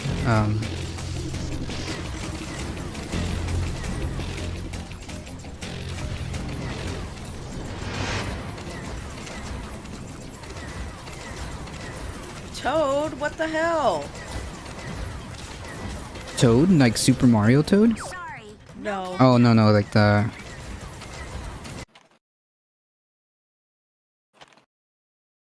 Like, I forever, every time I hear the word Toad, forever will only think about the Super Mario character.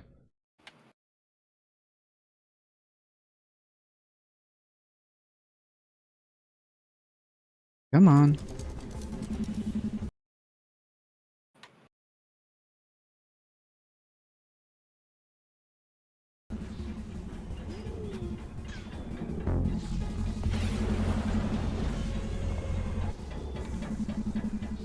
Yeah, Toad.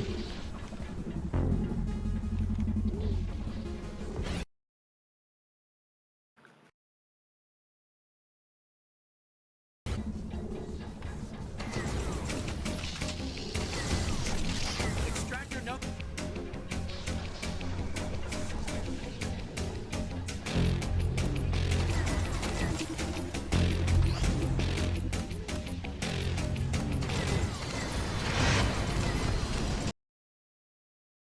There we go. I just took down an extractor. What is that? I think it has to do with bad guys who are like taking vital resources from the planet or something, and you're trying to stop them. Gotcha. Like I said, I forgot. I honestly should probably start this game over. I really would like to just start and play one game from beginning to end. I was trying to remember a frog character. No, not like a frog character. I mean like Toad, like the character This Toad. bird is in trouble. I have to help it. Ooh, what's wrong? It's got an infection. Maybe I can pluck the infection off of it. I did. Look at that. I helped it. Nice. Now let's scan this and see what it is.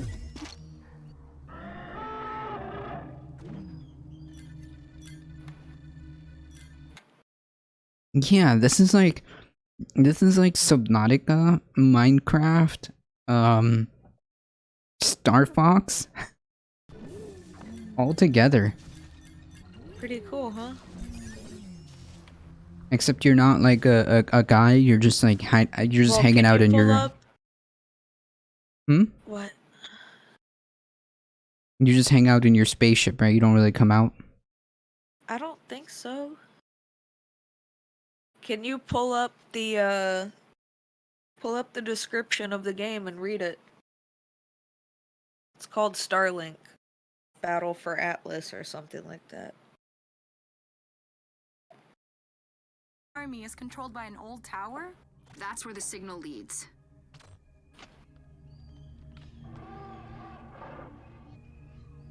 Uh-oh. Where? Legion corrupt. I got... See all the little things on my map I have to do? It's so hard to decide what to do first. Well, just pick one. When all else fails, just start somewhere, yeah? I just love the graphics on this. I know it's not like super high res, being that it's a Switch game, but Let's check it out. I think it's just so beautiful, the worlds that you fly around in. Yeah. Check this out, fam. Let's see. Nice. Wants me to go around the back, I think. Is that the future of gaming though? The developer just makes characters and have computer make up the game by itself. Yeah, I think that became popular with the kind of like more open world type games, yeah. Is that isn't that what Minecraft does? It just literally makes up a world. Same with well, Subnautica is always the same. It's just that you know, the order of operations is different, but Subnautica, the world itself, is the same. Spires reacting to my weapon. Maybe I should try another weapon. Nice. Hey, it's opening. I'm reading a very faint power signal. Imagine the data we could collect if we add power to the other spires. And see what we find. My stars. Did Discord just crash again? Yeah. A modification once used. But the cool thing is, well, the stream doesn't crash.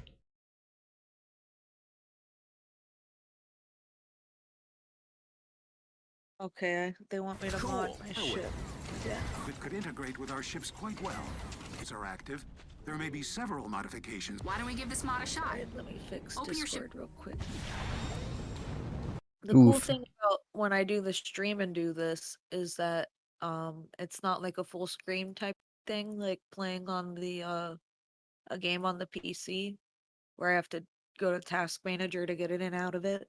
Yeah. Here I can literally just minimize this screen. It only automatically goes to full screen when I start playing, and I am not using the mouse for a little while. Mm-hmm. Kind of cool. Oh, they want me to change this to this to this, and I need to go over. Yeah, those is definitely all on the ship. I don't think you ever come out of it. Although that would be kind of cool if you can like get out as Star Fox and just troll around. I have a couple different players that they were like these. They're like little dudes sitting on a plastic coin type thing, and you actually scan them with the Joy-Con, and you Oh, get those characters in the game. what? Like you physically scan like a little dude? Yes. So like if you look at, I forget which one of the Joy-Cons it was, but one of the Joy-Cons has, I think it's an infrared reader on it or something. Yeah, I don't yeah. remember.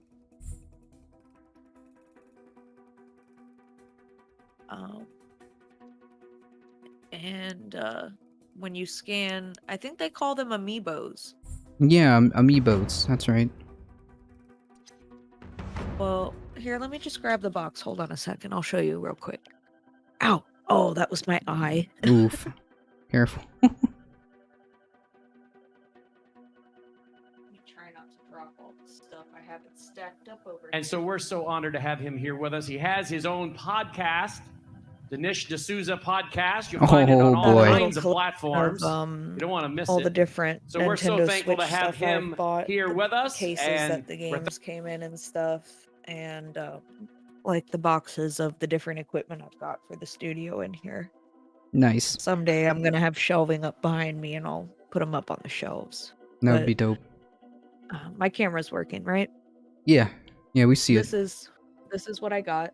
When I bought it, like I said, it was an impulse thing. I was just kind of looking around at the games to see what they had, and it was I forget how expensive it was, but I got it for $6.99.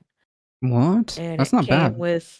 It came with the digital copy of the game, and it came with the Fox McCloud, the R-Wing, and it came with another dude too, I think. I think it came with two guys. Let's see. Hold on. Also, let's see. Starlink Battle for Atlas. Choose your pilot, select any starship, combine any weapons, see it come to life in game. Also includes digital Zenith starship, digital shredder weapon, and exclusive add-on Star Wolf missions. Complete your fleet, and you can see on the back of the box, it has, like, there's all the other different guys that you get with it. But mine came with the game, a poster, and the two characters, the ship, and the two weapons for the ship with the little controller thing to play the game. But there's other ships you can get. There's 4 other ships Nice. you can get. There's, let's see, 8 other weapons you can get. And it looks like 3, 6, 7 other characters you can get.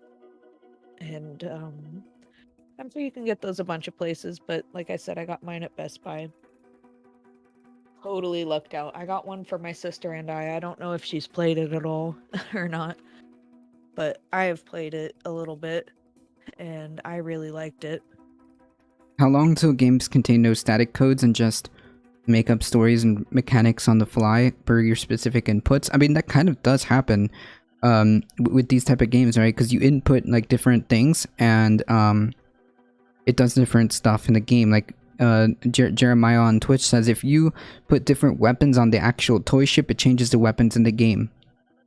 Right. That's cool. That's pretty dope. I like that. I like that like interaction, that physical interaction. Okay, so maybe I should clarify. It doesn't necessarily, if you switch them on the ship, it won't necessarily change it immediately in the game, I don't think. But You have to like unlock it. It adds it to your library to where you're able to use it.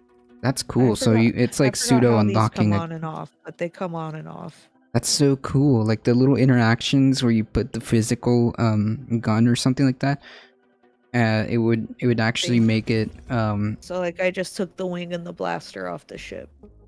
I can clip it back in.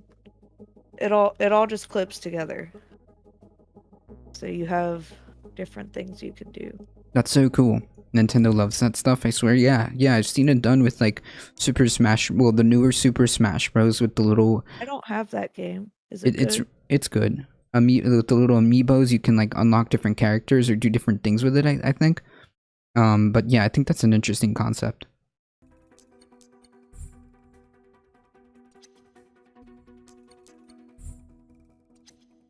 Ordens are an advanced race of beings who have existed for millennia and may have been responsible for shaping the planets of Atlas. They seem to have disappeared, but remnants of their technology, including the Forgotten Legion, still remain. Cool. Very much like my dad or like my grandfather, I would have had opinions that could be predicted in advance. It gives you like the cool thing about America is that in this country your destiny isn't given to you, it's constructed by you. And read it. And one of my favorite things about this game is that it has subtitles in it. So as the people are speaking, you can actually see what they're saying, which is great for me. Like, for example, while we're on stream, especially if we're talking and the people in the game are talking, I can't quite hear them. Yeah, but at least you can see it. But I can see it, and it doesn't matter if we're talking. Yeah. So I like that a lot. All right, let's check in with our friend Dinesh D'Souza. See what's going on here in the rally. I think back sometimes, you know, what my grandfather would say if I, as a kid, said to him, you know what, one of these days I think I want to make movies. He would think I was out of my mind. He would ask my mom to take my temperature. But this is what America has meant for me. So when I speak about the American dream, I speak of something very real, something that I've seen realized in my own life. Now, having said all that, it's important for me to say that in recent years, I've sort of also seen, well, let's call it the other side of America. And this is the America that the left would like to foist on us. Oh boy, give it to me, Dinesh. I felt the sting of this America myself when I stood up in a courtroom and I heard the following phrase, United States of America versus Dinesh D'Souza. Whoa. No immigrant wants to hear that sound. I noticed something peculiar. And then, as I began to deal with these, I would call them Obama lawyers. In other words, they're lawyers that are part of the Southern District of New York. This is the very outfit that's going after Trump. Obama by the way, headed lawyers? at the time by this Asian Indian guy named Preet Bharara. What? Indian head waiter, I call him. I believe so. But these guys, I realized, were not interested in any kind of justice at all. They were like, Dinesh, did you exceed the campaign finance laws? I'm like, you know what? I was trying to help a college friend of mine, and so I did. I should receive, I expect, the same penalty as anybody else who did the same thing. Wait. And they were like, not so... Oh, hold on. He's literally trying to like gather this emotional response by saying like, oh, no immigrant wants to hear the words Dinesh D'Souza or X versus the United States. Yeah, because you engaged in campaign finance I don't know if it's like crime or whatever it is, right? Wait, hold on. There's a reason why that happened, and there's a reason why you were investigated. Holy crap. Like, hello, do these people not believe in like law and order, or is it just kind of a a thing they kind of say as buzzwords? I mean, wait. You can't try to bring up or drum up this like, oh, no immigrant wants to hear Dinesh D'Souza versus the US. Like, oh my god, how horrible. How horrible. And then like the actual story that he tells us about how he like did like some sketchy campaign finance like stuff, some shady campaign financing, and he just admitted to it. Wait.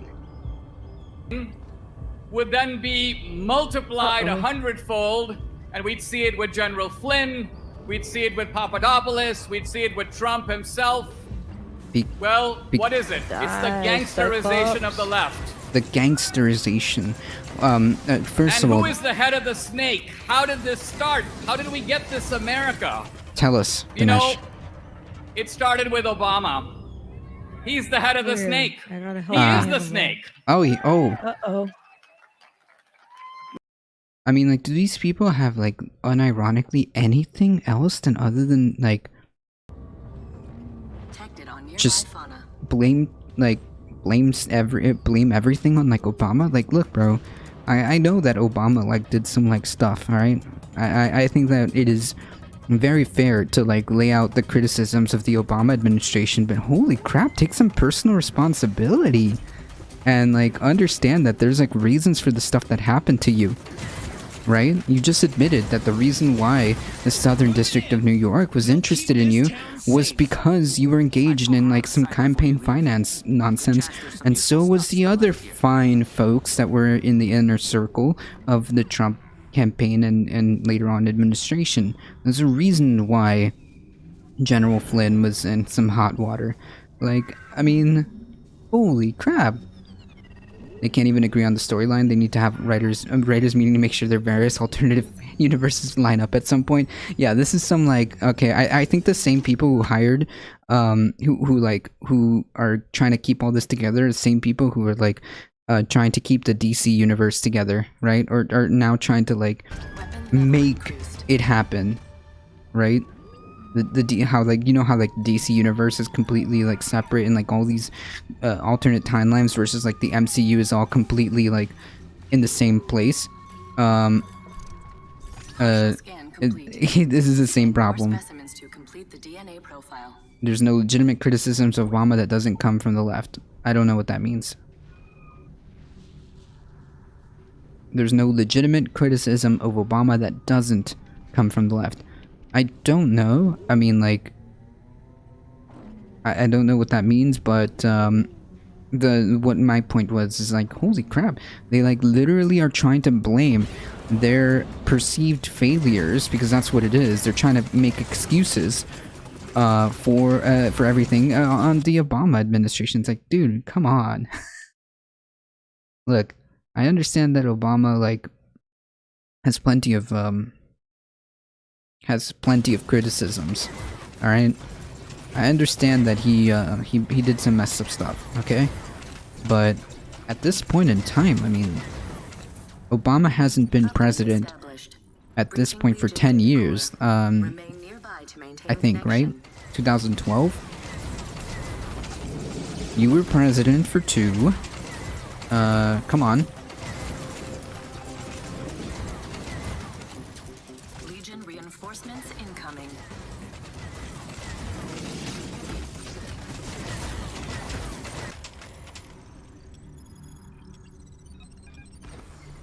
Well, I don't know if all those... I don't know if, like, assigning, like, absolutism like that is, like, fair. But, assigning absolutism that, like, all legitimate criticism comes from the left, I don't know if, like, that's necessarily, like, true. But if you're talking specifically about, like, the, good faith, like, criticisms of the Obama administration, it does seem like the left is more, like... correct, if that's the word I should use, correct in pointing out like the real problems with the Obama administration, other than just like, you know, attempt to like blame everything on the Obama administration, or like, you know, cook up some conspiracy theories about like the you know, the legitimacy of his place of birth or whatever. Yeah, I think that's what Baby was saying. Oh, okay, I got you. Okay, now I understand what you're saying. Okay, yeah, fair enough. Double negatives are confusing. Yeah, okay, fair enough. I understand what you're saying now. Yeah. All right.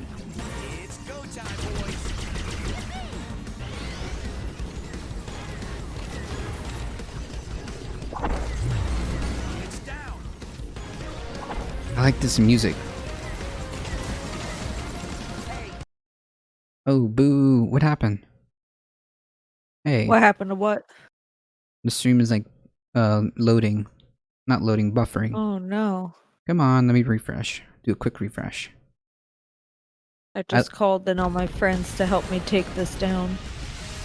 I like how, like, the Twitch player, if you're, like, experiencing, like a buffer or something like that, you can just double click on the, you can just double click on the little thing to, like, refresh automatically right from the player, and it just, boom, refreshes. That music takes me back, yeah. When I hear right-wingers go off Obama, it usually comes off as racism, but yeah, I agree, that's an absolute mistake. Yeah, that was my point, but I understand that, like, when it comes to specifically for, like, the Obama administration and their, like, shortcomings, I think that the left definitely hit that one on the head, I think, in terms of, like, the incompetence, and sometimes even, you know, just broad poor decision making by the Obama administration, you know, specifically with like the Keystone Pipeline that was going on, the whole continuation. Even though he was commander-in-chief for 8 years, he could have began the process of just like stopping these endless wars. The Obama administration ran on like progressive like stuff, like, you know, he could have ended the drug war. He could have ended the drug war and legalized weed, and put forth like different policies that he supposedly promised. He also ran on like improving the healthcare system. Even, I believe, he even said something to the effect of a universal healthcare system, but that never happened. We got Obamacare instead. I mean, like, yeah, there's a lot of stuff we can just kind of eat away at the Obama administration, in terms of like fair criticisms, you know.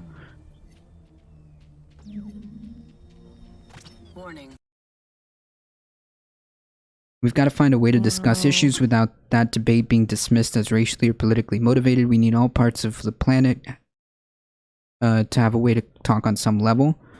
I think that's fair, Zeoduke. I would like to see, which is kind of like my point, is my point of having this corner of the internet is to be a medium for that. I think that there is some truth to that, and I like that idea. But if you're talking like politics and stuff like that, like everything, I mean, yeah, everything is gonna end up being political, is it not? I mean, yeah, we kind of have to talk about politics if we want to talk about healthcare. We kind of have to talk about politics if we want to talk about climate change, because, well, that's how it's. I mean, we need to talk about politics when it comes to solving some of these issues. However, if you're just talking about having an IRL conversation with a friend or something like that, yeah, I could see, you know, it being frustrating. But no, I think that if, you know, this corner of the internet is attempting to build a place where people can talk to each other, and politics, I mean, on that level, there's got to be a discussion on the political level in order for us to even attempt to provide solutions. So I do understand, and I kind of feel the sentiment of where you're coming from. But in terms of like the stuff that we do here, I mean, there's just no way around it. You gotta have a discussion politically about how we solve these issues, right? And we expect better from Biden? No, to be quite honest, like, irrelevant of you know, irrelevant of Biden, being white or a Democrat. I think like it's quite fair to say, and you were here, when I said just because Biden wins doesn't mean everything just automatically becomes rosy and peachy and we fixed everything and we did the thing. Remember when I kept saying even if Biden wins, it doesn't mean that everything is like done. Like, you know, we did it, guys. We fixed it. Exactly, we picked our opposition, that's right. I don't see that. Unfortunately, Twitch does seem very quick to devolve into tribalism and dismissing of the other group rather than openly discussing ideas. Oh, to a degree, absolutely. Even within each other. There's just like no way of having any type of productive... Yeah, I will agree with that. Like even within each other, there's like such a difficulty of having some like real discussions. Yeah, so I get it. And like, I mean, I'm always open to attempt to talk to people. Generally speaking, I would prefer if like it's not made into a public spectacle. I would prefer that if somebody who has like disagreements with me, like I'll sometimes, you know, answer in chat if it's relevant to the discussion that we're having. Like, oh God help us, remember that abortion debate that we had? You know, because it was relevant at the time. We were discussing a article about abortion. So yeah, some dude came in and we responded in kind, and I mean, like, I didn't ban him right off the bat. I think I don't think we even banned that person. We may have timed them out after they started going off the after they started, like, or was that another person who started like calling names or slurs? I forgot if it was the same person or a different person. I get confused. But the issue is, if you want to have a conversation and you think that what I'm saying is wrong, that's fair. Just DM me.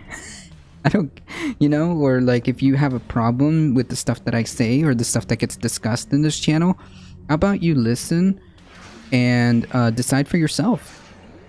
And decide for yourself. I mean, you know, you don't have to like necessarily come in here and make a scene or a brouhaha. You just message me if you think that I'm being silly. Unfortunately, it is the internet, so a lot of the times our friends from the other side coming here, you know, yelling slurs and stuff like that. So it's kind of hard. It's kind of hard to have a productive conversation. Sometimes you get some great debates with people that walk in. Very rarely, yeah, like I don't mind responding to people in chat, especially if it's relevant to the discussion that we're having. But generally, like, I'm over it. I'm sorry.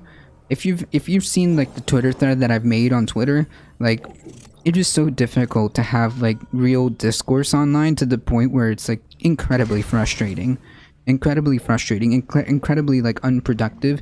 Like even within the factions of like the left, it's like sometimes so hard. Like you just listen to people like yell past each other, not understanding the points that are being made, and getting bogged up in some of the most like minute details, and like, holy crap, that can be, you know, incredibly frustrating. I've seen this happen. I've seen panels devolve into like the most unproductive screaming matches.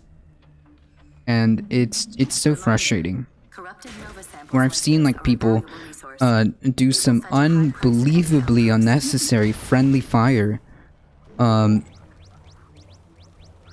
no reason. No real reason. I've seen people like just tell people to do stuff I will not repeat because I don't want to bring it up, give it any power. But I mean, like, just even from like the left on the left, I mean, holy crap. The discourse, like the Twitch discourse, the online discourse, the stuff that I see on Twitter, people yelling at each other, yelling past each other, never understanding anybody's point, is like, beyond cursed. So I'm not even gonna get into that one. So I'm not even gonna get into it. I don't do debates. I don't do debates. For me, the debates that I have had are very limited in scope and are moderated, okay? The 1 or 2 times I've been on a debate or a panel, it was a very well ran and moderated panel. And like even then it's like that's about as comfortable as I'll get when it comes to, you know, being on panels or whatnot. And Twitch does seem does love a good panel wrestling, bro. Yeah, like the whole like idea, the spectacle is what I was talking about. Making it into a spectacle. At that point, like I don't know, like is this about making spectacles?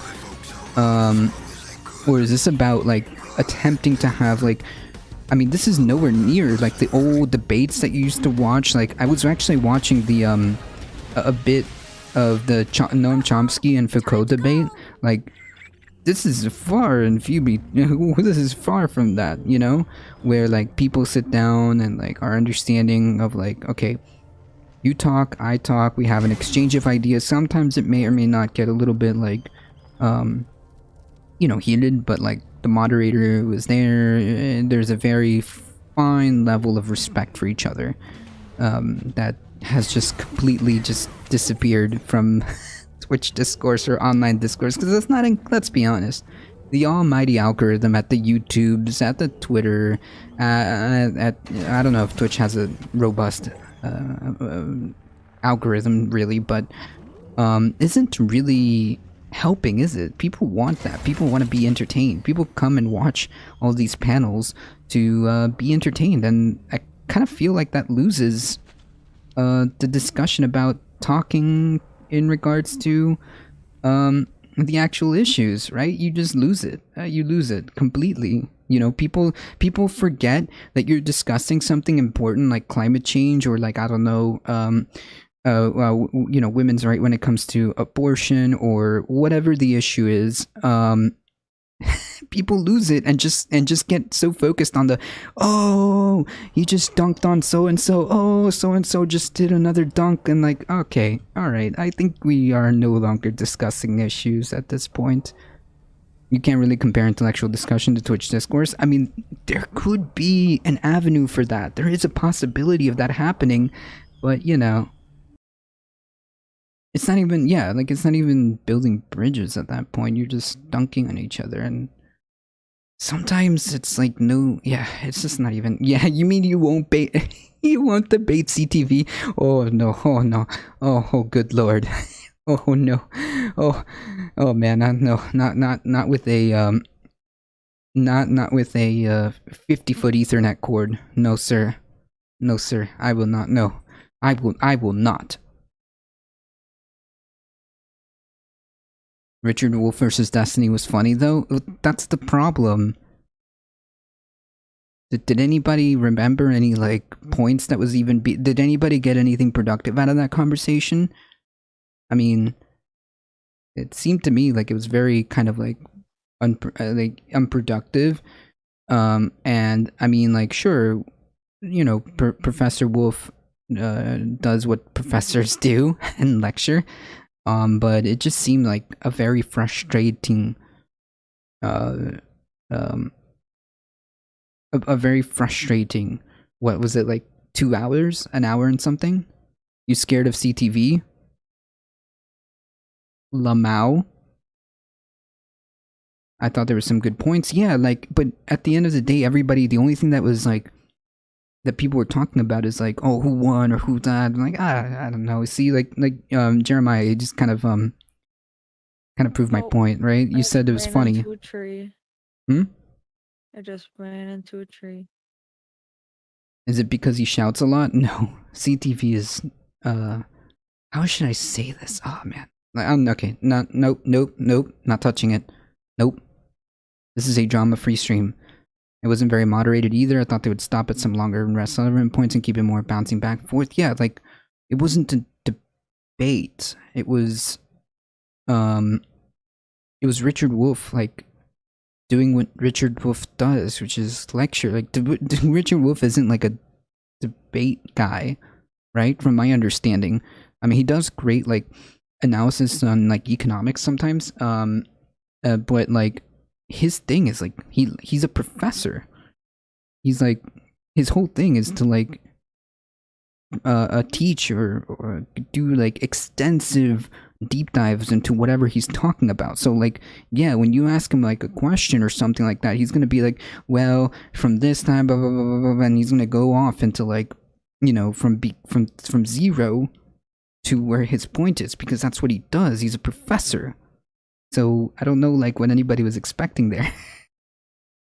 I think that was a very poor, like, decision, you know, by, like, whoever thought that this was gonna be like a good idea, or like a debate. Like, no.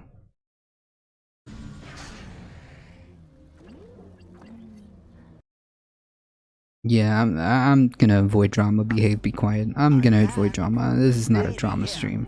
But let's just say I've seen enough. I've seen enough. Refinery's giving you all the electrum she can. But if you're willing to help me out, He's just used to bombarding students. I probe his logic with theory rather than engage with them, because he's not, like, there to debate. Wait.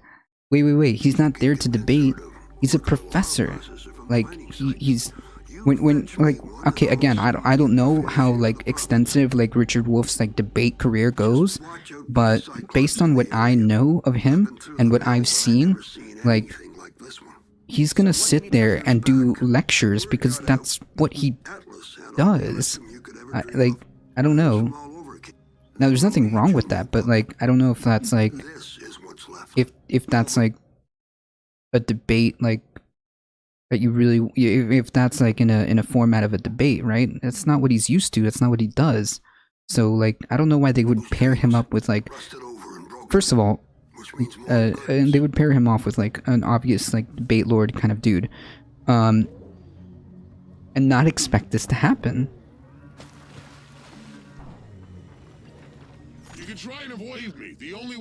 Yeah, and if he turned up to a lecture rather than a debate, then great. Yeah, of course, he's constantly teaching because he's a professor.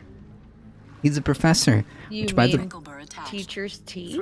yeah, like, I don't know, like, why, like, people were expecting anything less, like, oh, you know, this is gonna be like a back and forth. No, you're speaking to a professor who has dedicated decades of his life to X. In this case, X is, like, economics from a Marxian perspective. So of course he's gonna sit there and lecture and do a lecture, regardless of what you think. It's like, that's what he does. Wolf's mistake was expecting an intellectual discussion from a League of Legends streamer. That's another thing. Like, do you, like, I think it was also a bit I don't know, like, disrespectful isn't the word. I don't know, condescending, like, What the shit? I want to say condescending, or I want to say, God, what would be the right word? But the idea that, like, he was so, and I'll criticize Destiny for this too. He was like, oh, I didn't need to prepare for this debate or something like that. What did he say? I forget what he said. Like, oh yeah, I didn't, like, do any prep work for this debate or something. Yeah, mismatched. That would be the word for that entire scenario. That would be the entire, the word for that scenario. It was mismatched completely. Irreverent, perhaps, given his standing, but they came to go head to head. Yeah, and I think that, it would just be best if we didn't harm discourse like this, right? By doing these things. Because, like, it does kind of leave a bad taste in, well, people who are interested in seriously talking about X, Y, or Z topics. It kind of leaves you a bad taste when you have, like, these mismatched quote-unquote debates, these God, this nothing but love to the folks, but who attempt to host these things, but like it leaves a sour taste in people's mouths when all you get is 2 hours or 3 hours of people yelling at each other in a 10-person panel, when only 2 people get to talk, yelling constantly at each other. I mean, for someone who is like actually interested in like saying, oh, well, what does this person have to say versus this, like these ideas being brought forth, like what exactly is going on here?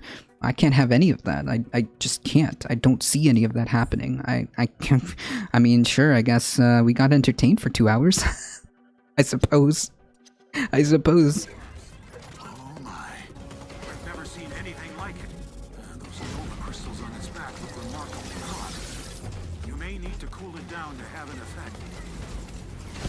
It's always the men that get all the focus. Yeah, that's also true, because like it happens to be that the fellow men who are participating are those type of figures who just suck up all the time and all the air. This is also a product of lack of moderation. Just saying, you can't have a productive conversation if nobody's there to moderate it fairly. Just saying. Just a tip. Not shitting on anybody. I'm just saying that people who want to listen to a productive conversation, it would behoove you to like run it as such.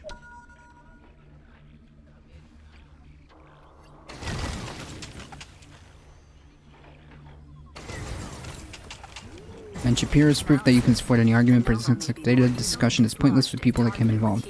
Yeah. Well, yeah, I mean, like the thing with Shapiro is very good.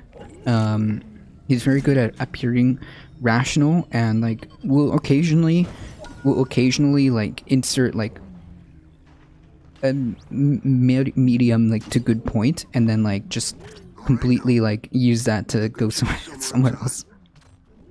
Does the right have any good faith debaters?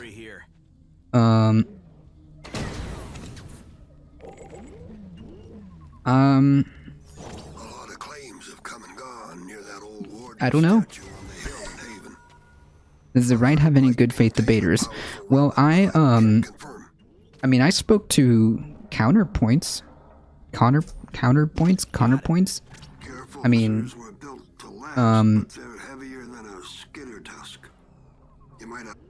I don't know if he's a streamer though, but he's I don't know if he's like a streamer, but I have debated or been in a call with counterpoints.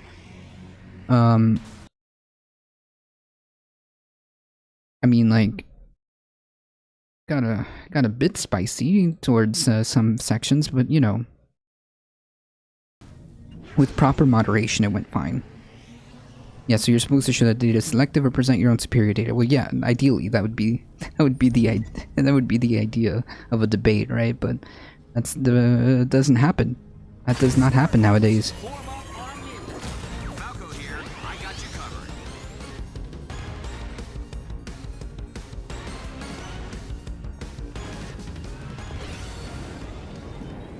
That doesn't happen nowadays. Prickle burr attached.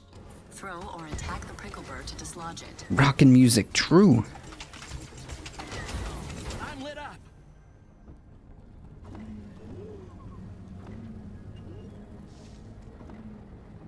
I mean, hey, if there's anybody in good faith that wants to discuss certain items, they're always more than welcome to message us. Nobody here is afraid of having like a discussion. To my knowledge, you know, if there's somebody who's acting in good faith or wants to learn and has a problem with what we say, they're always free to message us. I mean, I don't see like we don't have DMs closed. Oh. So, and we both have access.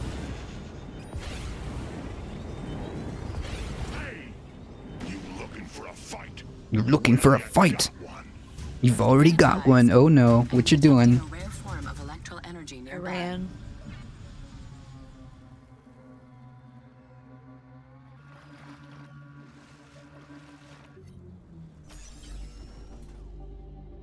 why we do have the prior knowledge of data presented. Yeah, that's why you kind of have to practice and study for the contents, not the contents,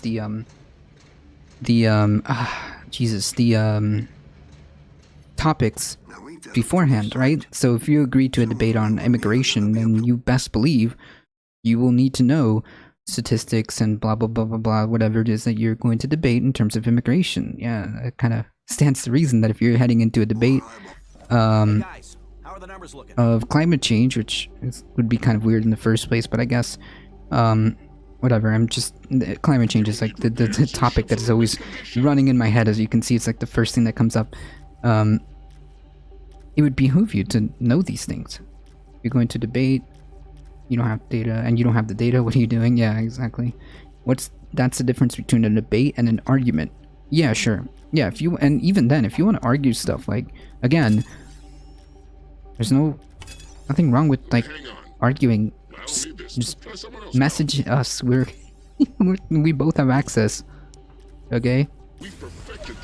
My point being is that we lose so much of discussion and conversation, and like we lose so much of like people who are interested in like seriously discussing these ideas when we engage in this like toxic environment, right? So yeah, that's my entire rant about this. Is that it's so frustrating to watch that like we've turned discussing like some heavy topics, I would say, into entertainment. Thank you for the follow discount, Seth Rogen. I've seen you in Ben's chat. I've seen you in Ben's chat. Welcome. Yeah, I think like I think that we've gotten to the point, because you know it's encouraged by algorithms and by social media and whatnot. So like we basically have resorted to like talking about serious topics that deserve like, you know, respect. Like, you know, talking about like women's rights and stuff like that. When it comes to abortion or like talking about solutions, you know, solutions to climate change, or talking about how we should address income inequality, or talk about like all this other stuff that are, how do we, what is the best course of action to get as many people housed as possible to address homelessness. Like, all of these very, very serious topics are entertainment, and I think that's a bit of an issue. I think that's a bit of an issue, to say it lightly.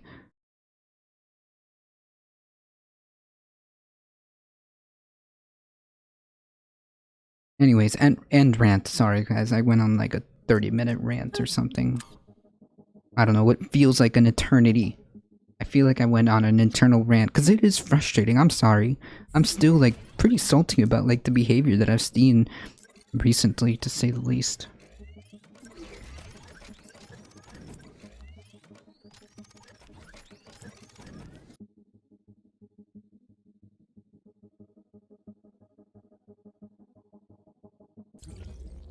It feels like an eternity. Yeah, incredibly salty. That's right. We even have an emote for that, okay? It's a little salty emote. Okay?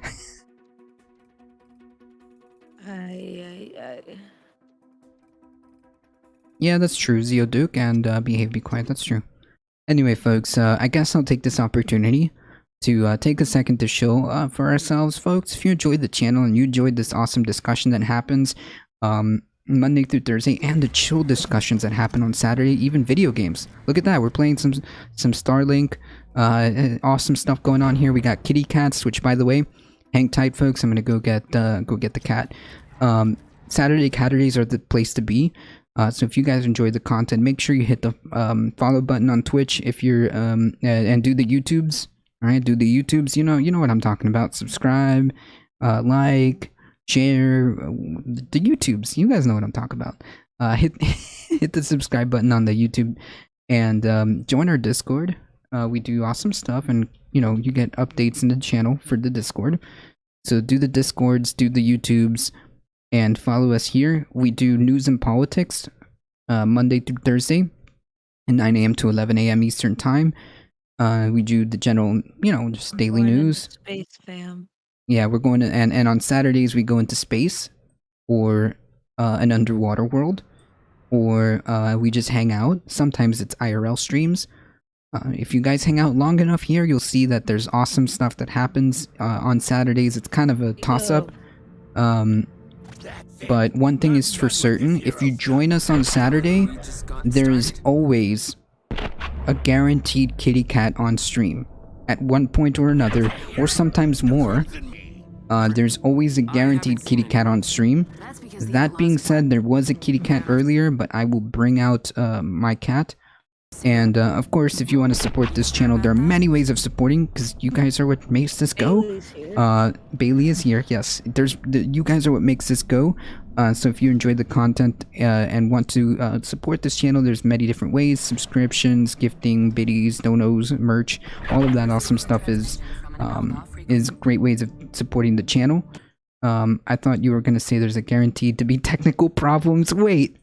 Yes, there is a guarantee for technical problems. As we them all through the stream. As Darknet pointed out, you know what? That's also a guarantee. There's also a guarantee that on Saturdays, all of the technical problems that don't happen through the week manifest themselves on Saturday. So that's another guarantee promise. 99% chance of technical issues, but you know what? We still power through it, and we still get it done. That's true. Okay, hold on, folks. Enjoy some Starlink and Bailey the cat while I get, it does. Yes, Makita, aka Little Moo Moo. Yeah, it does keep it interesting, right? Fighting with all the technical issues. Alright, hold on, folks. I'll be right back.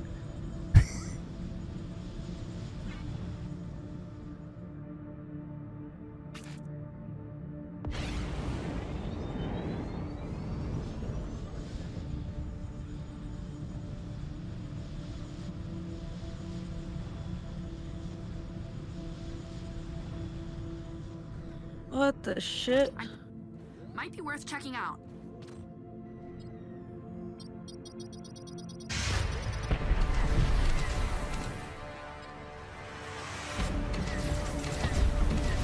Yeah, you got him in my sights.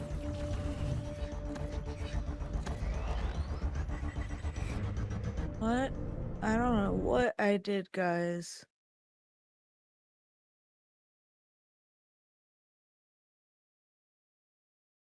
That might be what this is about.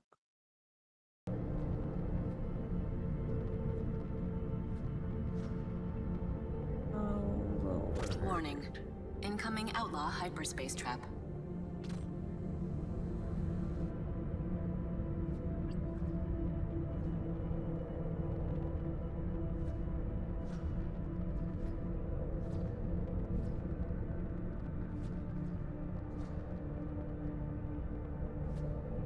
Sorry, no can do.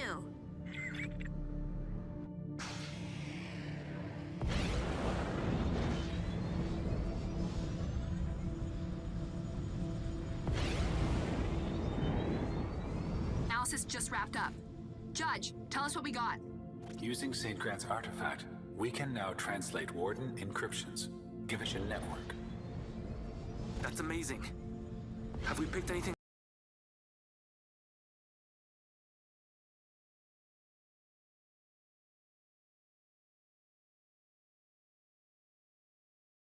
Transmission. Streaming Now I can leave the frame. My children. Uh-oh. I see you. Thanks for the follow, Barnes Emma. She claws, she bites, but she no protects. No, A storm will cover Senatus as the cry. that hurt. I'm so glad I had that muted. Holy crap. The heck was that? Yeah, it's Dark. It's Star Fox. The guys that took St. Grand, they were I tried, but she's like biting me. She can only stand being in frame for so long. Bailey's coming on the desk Cracks now. or otherwise, this video confirms it. This fellow is controlling the Legion. And he just... Then we need to head there immediately. I'm on my way. I would leave the You cat. have a colleague on Senatus. Perhaps she's seen something. Put her through. Now, where did I put her code? Ah, Dr. Wilder. Are you there? Fern, pick up. Carl? Look, I'm evacuating the workshop. I'll have to call you later. Then you've seen the Prime. Fascinating. Climbing cat. Climbing cat. And does whatever a climbing cat does. The Warden harvest is starting again. No, it can't be. I know, it sounds insane, but I know what I saw. The Legion, they'll overrun all of Sonatus. The whole planet. Impossible. I'm sorry, I have to go. Hold on, we're coming to help. Can you guys see Bailey there? Bailey, don't move. Bailey, I can't see. This is a great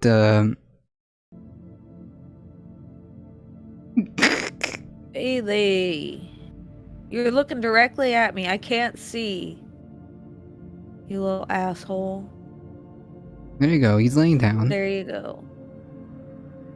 Oh, why are you so cute, Bailey? Trying to snuggle up to me and go to sleep. That face at the end, though. He makes lots of faces.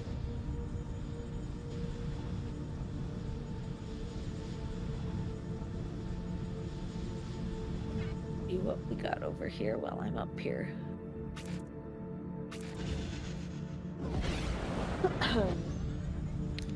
I forgot to bring water in here today. Oof. I barely fits, but I sits anyways. True. 92 and writing books. What a champ. Just popped in to say a quick hello, helping my grandpa edit his new book. He's 92 and needs a bit help with the computer. That's so cool. Yeah, it's super poggers. Nice. Nice. Yeah, it is Star Fox, Memmius. I don't know if I answered that, but thank you. I appreciate you hanging out with us even just for a moment. As you help your grandpa. Oh, as you help your grandpa write his book. Super poggers. That's how we actually end up beating cancel culture. And this other really disturbing trend that's happening in our country is this: we're losing the permission, and we never should have to have permission for this, to ask questions. Just ask questions. When the moment we stop asking questions, we lose our freedom.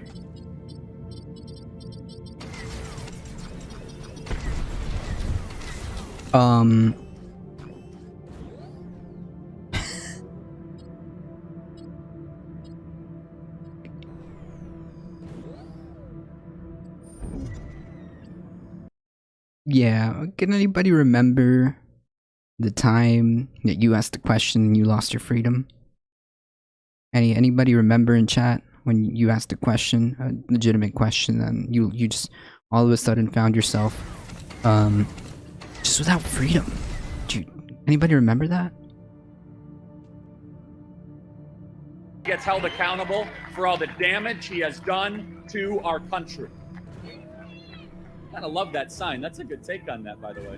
I was gonna say, is that a protester or a sign on that? That's hilarious. I don't see everything, so then yeah, it did. The reporter's gonna come to me. You said you liked that sign, and there's something. You know what? I like what it says. It says Bill Gates is not a doctor. I completely agree, and I agree with he's that. Okay? Shouting out. Oh no.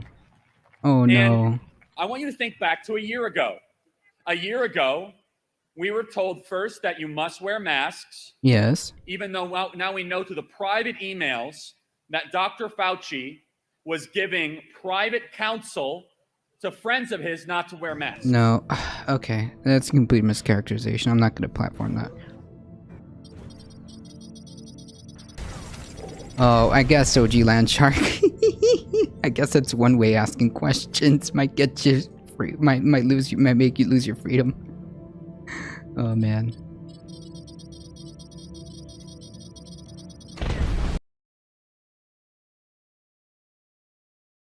Come on.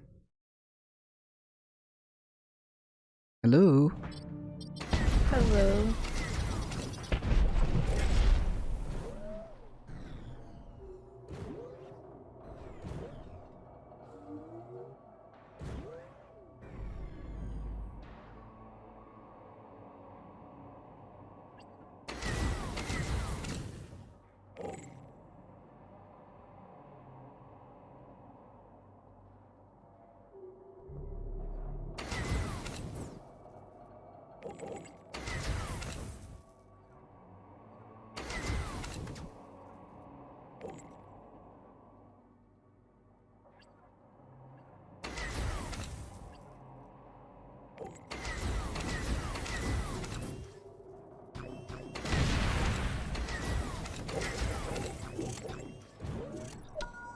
Oh, Zol, I'm so glad you're here. Okay, hold on.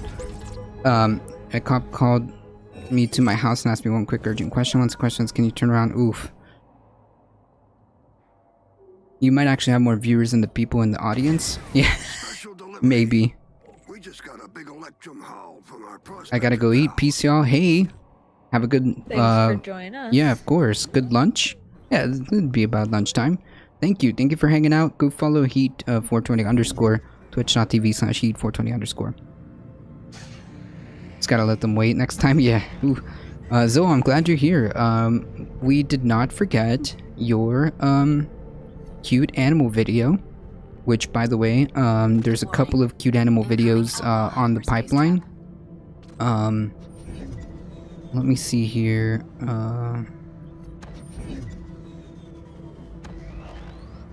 Well, we can just search for one. Let's see.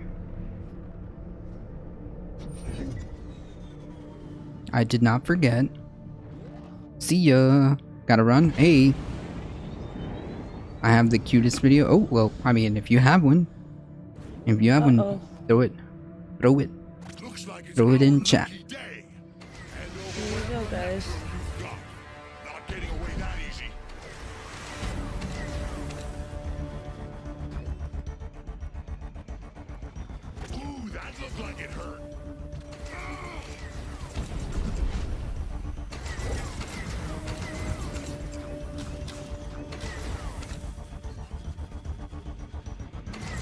Ooh.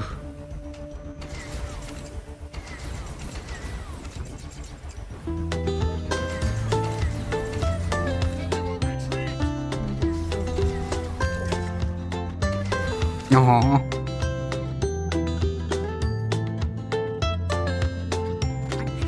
Can you see Bailey sleeping? No, I can't see Bailey anything.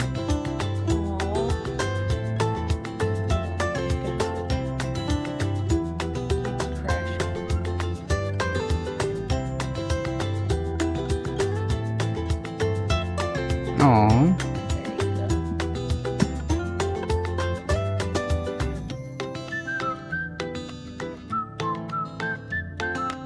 Cute animal video. There we go.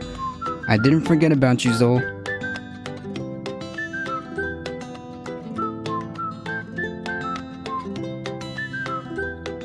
And I think we owe another one, I believe.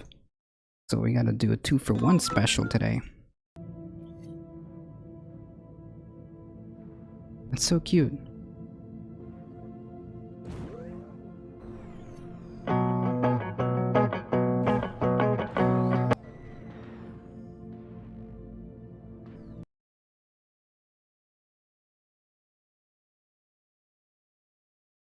You want another quokka? You know what? We have 2 cute animal videos to redeem, so we're gonna do it. You know what? Let's just play this one. I think it's this. Oh yeah, it's this one. So cute. That was adorable. Not only do we have Bailey acting completely adorable on the top right, look at this cute. Is it quokka? Quokka? So cute.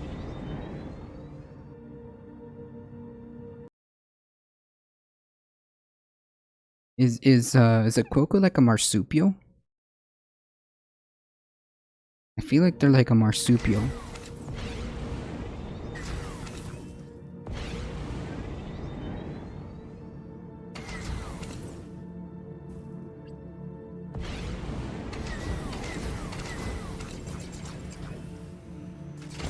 Yeah, it is a marsupial. Gotcha. So cute. So cute.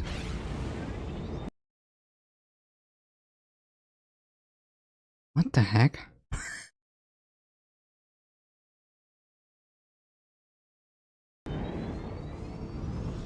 Bailey.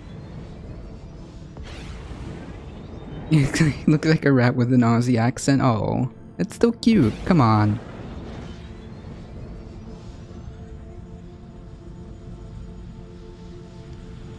That's the ship.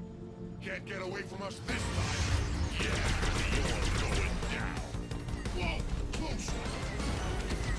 Aww.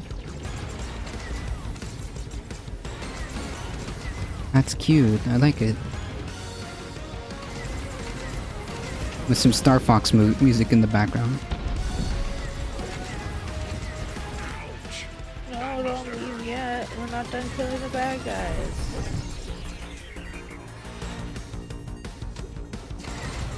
That's so cute. It has opposable thumbs. Yes.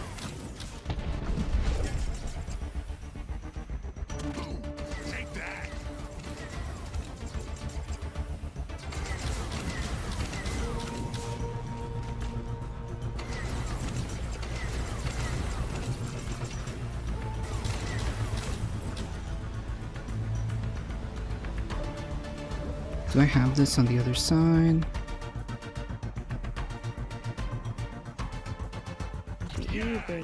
This is a waste of time. Let's bail. They will soon forget that.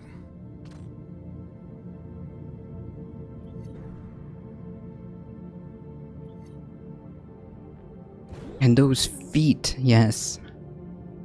Now we got like a I would say semi-permanent cute animal video going on here with Bailey. Isn't that cute? Isn't Bailey cute? I think so. He is the most cute. Although I have to admit, one of these days we gotta get a little bit Pip. We gotta get Pip to show just how not so little. Not so little. Weapons having no effect. What the hell do I do with this?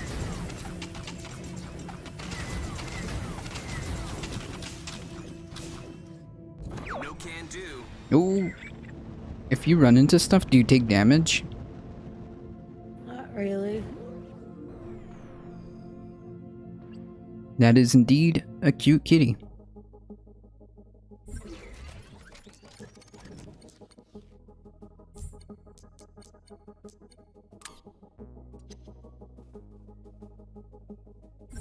Let's see what this guy's yapping on about. Ever. But what would have happened, and this is very important because it all ties together, is all of a sudden, we would have had a discussion of reopening the country. Now, what would have happened when we would have reopened the country? It would have been a lot harder to justify vast mail-in voting. It would have been a lot harder to have this mail-in ballot phrase. Wait. People that have always wanted to have mail-in voting, they unfortunately use the pandemic for their own political aims and goals. So elections and our trust in elections are fundamental to who we are as a people. Now, I get a little bit irritated, and as I'm sure you do too, when I have to be lectured. Yeah, so, okay, so,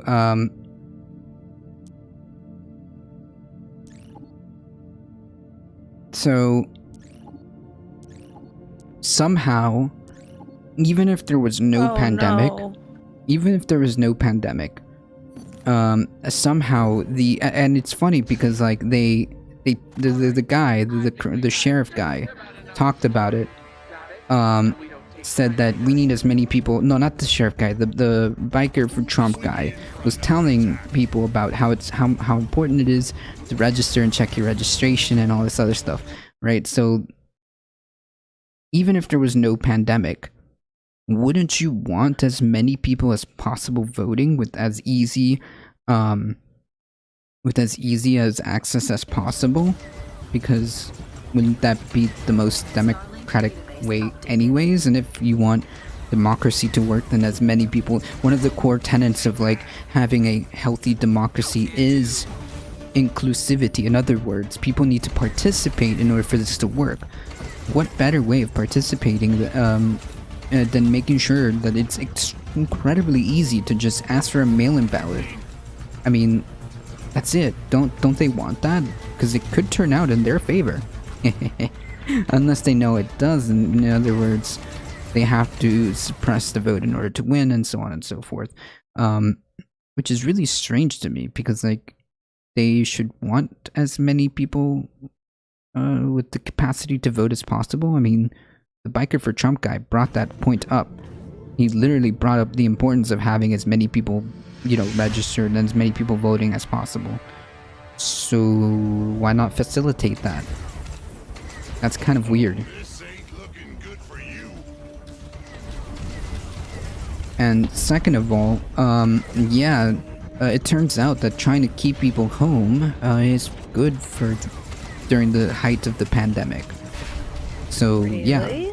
yeah, and like, and furthermore, like again, unless there's some like massively wild new evidence to show that this expansion of mail-in voting was fraudulent, which to this date every single evidence leads to that, you know, points that there was no real change in like the level of like these handful of cases that you always see in every election, in terms of like, you know, voter fraud or whatever. It's like very minimal.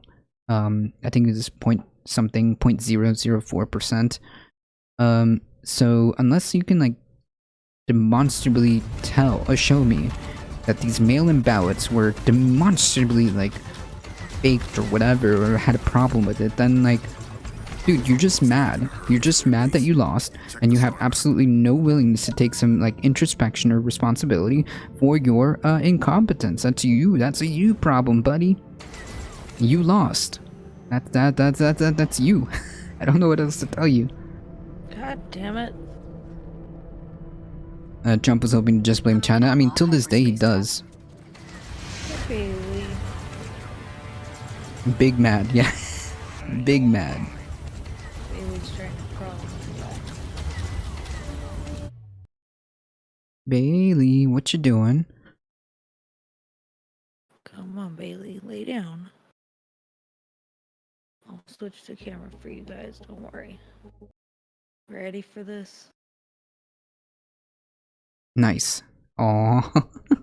I know it's not really low enough, but I No, can't we get can- up now that he's on my lap. We can see. We can see Bailey.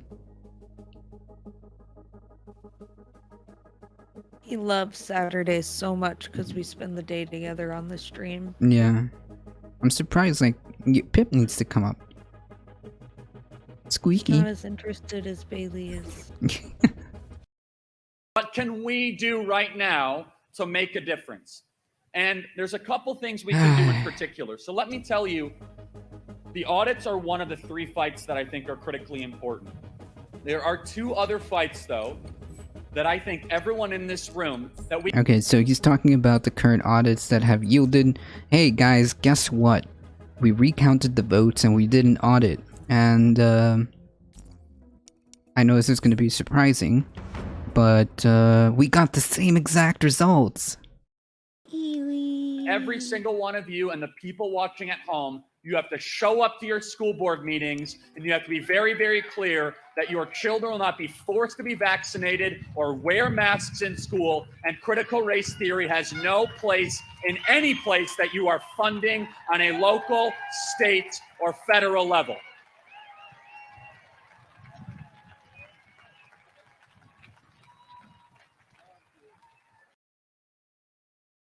They want a conservative autocracy? Well, yeah, they want power. Bailey looks like a big chonk. I have a 20-pound chonk at home. He's not a chunk. I gave a 1-minute speech. He That's all looks they like a give chonk, everyone. but no. And The- I made a speech about critical race theory. The real and chonk it's been seen is on social media. the real chonk is Pip.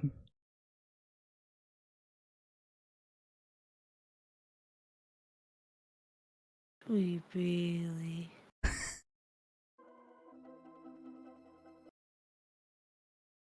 That's right, OG Landshark confirmed. Yeah, so what he was talking about, like, wait, first of all, there's no forced like programs for forced vaccinations to my knowledge. Just to clear that out of the way, there's no forced vaccination programs whatsoever. But just like you have to have certain vaccines for your for your school, just like you have your measles and rubella or whatever, TB shots. Yeah, that's just another.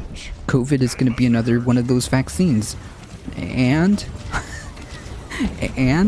Like they make it seem like this is like some wild new conspiracy. We're gonna die if we get the shot. Correct. It's like a new conspiracy where like they're trying to inject the children and force them. Like, no, dude, they're not forcing you to get the rubella shot and stuff like that. Let me see. I can get the shot and 96% chance I won't die from the virus. Or I could not get the shot and take my chances. Right, and like if it happens to be that you win the reverse lottery, that's not good. Like especially if you're like immunocompromised. Like I don't get it why you wouldn't want to be as protected as possible. Because like if you happen to be immunocompromised and yeah, you should need this. Have you seen a pathology of the black fungus in India? Is this COVID related? I don't know if it's COVID related. I have heard about it, but I don't know if it has anything to do with COVID or how that even makes sense together. I don't know. I would just do more research on that because I have absolutely no idea. Howdy, howdy. What are we talking about? Well, we have Star Fox, Starlink in the background, and we are occasionally checking in on a new Trump rally where our good friend Mr. Charlie Kirk is speaking, and we're trying to get through it at least as much as possible. No, there's no mandatory federal programs for vaccines or anything like that. However, we live in a society, and if you want to participate in society, you got to do your part. Okay? Businesses and schools for public health reasons, and things like cruise lines, maybe airlines will enact these vaccination requirements for the safety of not only their employees but of their customers. So yeah, if you don't like it, sorry. If you don't like it, sorry. Your children will not go to school. Your summer vacays done. It's canceled because you do need that passport to get on the cruise. Just stay home. Yeah, I doubt we'll even get to 60%. I mean, we have no options. We have to get to herd immunity. If we don't, then it's gonna become endemic. They haven't even made the military take COVID yet, though. They require many others. Yeah, I'm sure that like specific stuff would be required for COVID. Mainly the like travel, airlines, cruise lines. I mean, schools, colleges may require this. I mean, it's kind of common sense, I would imagine. Oh, black fungus is pneumonia related. Okay, so I could see like the tangential relation as COVID is a respiratory disease, but I don't know if they're like linked at all.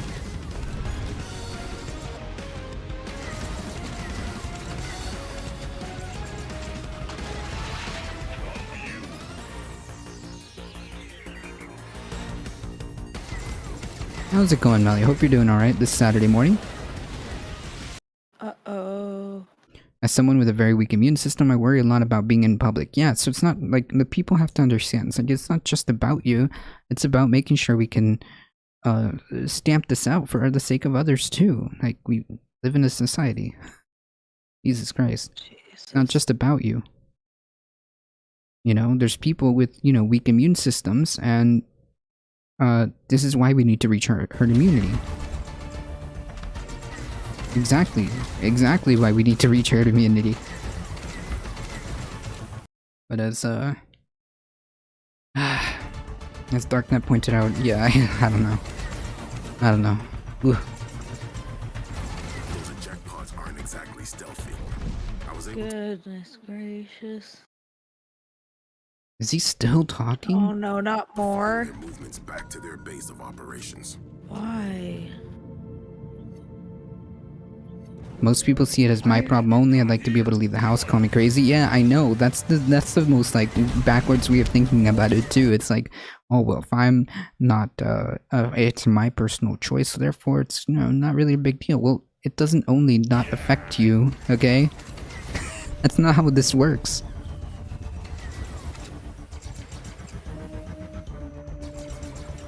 Yeah, this entire thing is back asswards. There are people who aren't vaxxed and aren't wearing masks and people who are wearing them. Yeah, but like even then you should be cautious because like you don't want to continue to spread to those who are still not vaccinated. Like the whole idea and why this is being pushed is because until we seriously have herd immunity, these variants may continue to evolve, and that's problematic. So just do your part. Listen to the science. It's not that hard. And died from Pearl Harbor or 9/11, and we're not allowed to talk about it. In fact, you're a bad person if you dare ask these questions. Here's another question. Is this vaccine like all the others? Does this vaccine have different characteristics? Is this vaccine like the polio vaccine? No. And what I'm getting at right here... Wait, so like, what do you mean we're not allowed to... tyranny You're just... of a very effective thought police. You're just We are an under idiot. a tyranny of a group of people that have certain categories and topics you're not allowed to talk about. So we're listening to Mr. Charlie Kirk like, oh, you're not allowed to question the vaccine or what it's made of. Like, we know what it's made of. We know it's not like a polio vaccine. We know it's not like the other stuff. We know what it is. It's an mRNA vaccine that's made with the spike protein of blah blah blah. Like, we know what it means. Wait, we know what it is. We know that it's not like the others. Oh, you don't. He's JQing, yeah. He's jacking off. To be controlled, then we allow our thoughts to be controlled. There is a very powerful line in George Orwell's book, 1984. I encourage you all to reread that book. Hit me up. It reads like an instruction manual for Mark Zuckerberg more than anything else. Okay. And it's a line that says the following. Ooh. The only way to keep a thought from the tyrants is to first keep that thought from yourself. I want you to think about the wisdom in that. Orwell saw this whole thing coming, which is they want spirited debate within an allotted framework. And by the way, it very well might be just that asking there might questions. be nothing into my inquiry. It very well might be that the vaccine is the greatest medical advancement ever. It might be that we'll all be better for it if we all get it. Very well might be that this is something that we should just sit down on a knee and submit and thank the corporate overlords that they were able to get done. Wait. But then prove it to me. Have a discussion. Come on my program and answer just like 10 questions around this. Wait, we did this. It's called It's called studies and rigorous testing. Wait, was he gone for this? Did he not did he not say that? Was he not there when? I mean, this is a Google search away. To like see the rigorous testing that the mRNA vaccines went through. It just didn't come out of nowhere. Okay. No, they just guessed. Right, they guessed. They threw in a couple of stuff together. They Powerpuff Girls did. They mixed a couple of sugar, spice, and everything nice, and then they just said, "Screw it, we're releasing to the public." Like, wait, no, there's incredibly extensive research behind this. He just doesn't want to hear it. That's the problem. Boards, everybody, and all these issues, by the way, kind of fall right into the school board. Masks. Vaccines. Oh yes, yes, it's all the same. Stuff. And can I Oh, just say the what? It's all the same, guys. It's all the same. It's too hard. I can't breathe. Like this guy is like making everything. Like he what? Oh, okay. All right. Well. Oh no, lipids with mRNA coding. Yeah, and like not only that, again, like this has been tested and tested. Wouldn't we have heard if it was killing people by now? Yeah, we would have. And like and just to even show how rigorous the response has been, there was literally 6 people who had a blood clot with the other J&J vaccine, which is a more traditional version. It's not the mRNA one, but nonetheless, they had 6 handful cases, and they immediately investigated it. Like, that's how rigorous this testing has been, and this like the eyes on this vaccine are, all of them, right?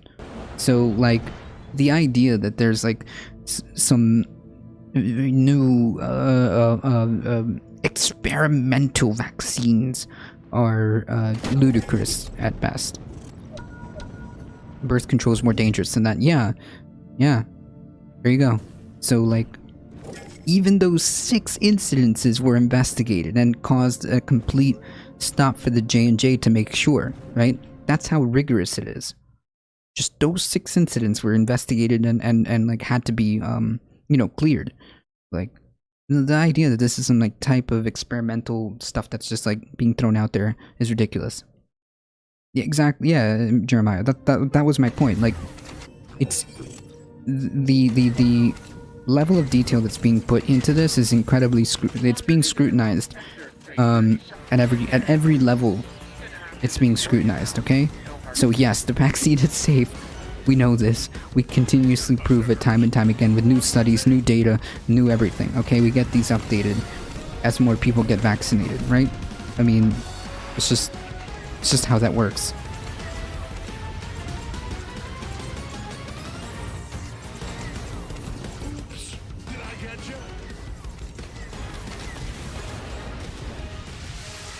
I love the magnetism though. I'll never lose my keys again. It's easy to say all eyes are on the vaccine. Yeah, I mean, kind of.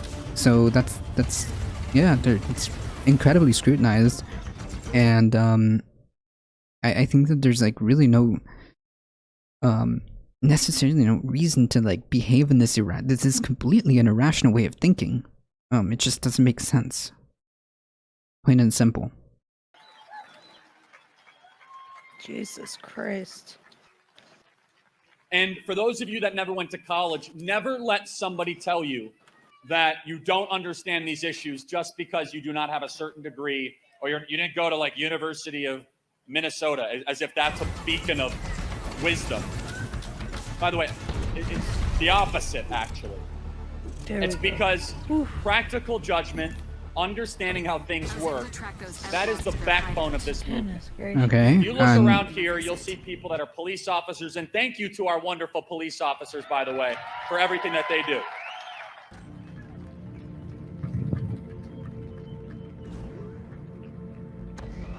You see firefighters, welders, plumbers, people that served in our military, entrepreneurs, people of all different backgrounds. God damn it. And there is one man who I think started a movement, and I don't know how this movement's going to go from this point forward. Oh, I just want to take kind of a guess. moment and thank this person, and then understand the significance of what he did. Whoa. Ooh.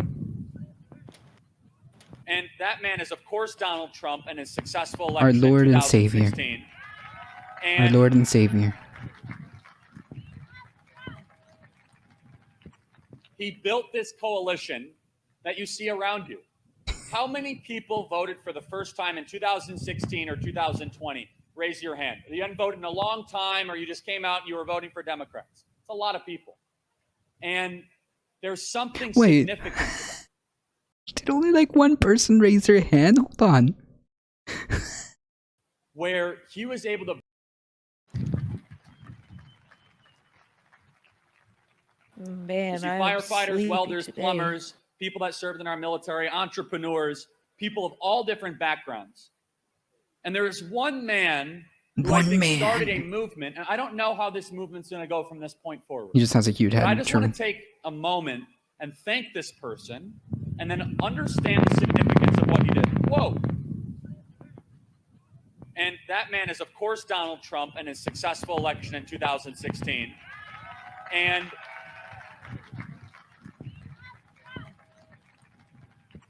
he built this coalition that you see around you.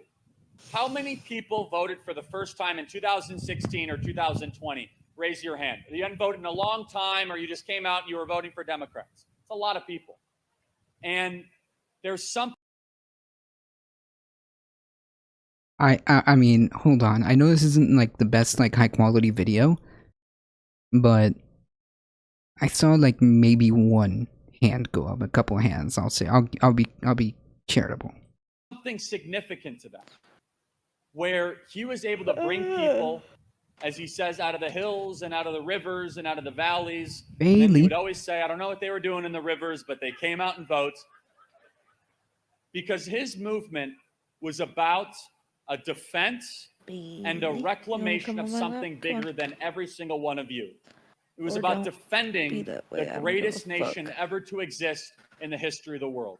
It was about reclaiming this idea of self-government. It was about middle-class work should be valued more than some Wall Street banker.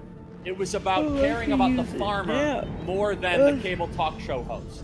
It was about valuing the homeschooling mother. And by the way, we got to double our homeschooling population in the next couple of years. I've got a question. Yes, there's a cat. Welcome, Hamish Fat Cat. Which policy, again? Put forth, like, the farmers, the working class? Which policy? Remind me which policy those were. Anybody remember? Maybe it's not a good thing that we're bringing in piles of plastic from China that are deindustrializing our country. Discord just crashed. This new conservative movement could go a couple ways. It could fizzle out. All this energy could disappear. Or, with the right ideas and the right support and the right people and the right focus, this can be the beginning of a positive force for good in our country, where we value police officers again and the rule of law. We want to build an America where you no longer have to lock your doors and your children love America more than you do. And they're telling Mom and Dad, did you hear about Thomas Jefferson or George Washington or Alexander Hamilton? That's the country we want to build, where we value middle-class work. Hey, wait. And we want people. Charlie, you did it.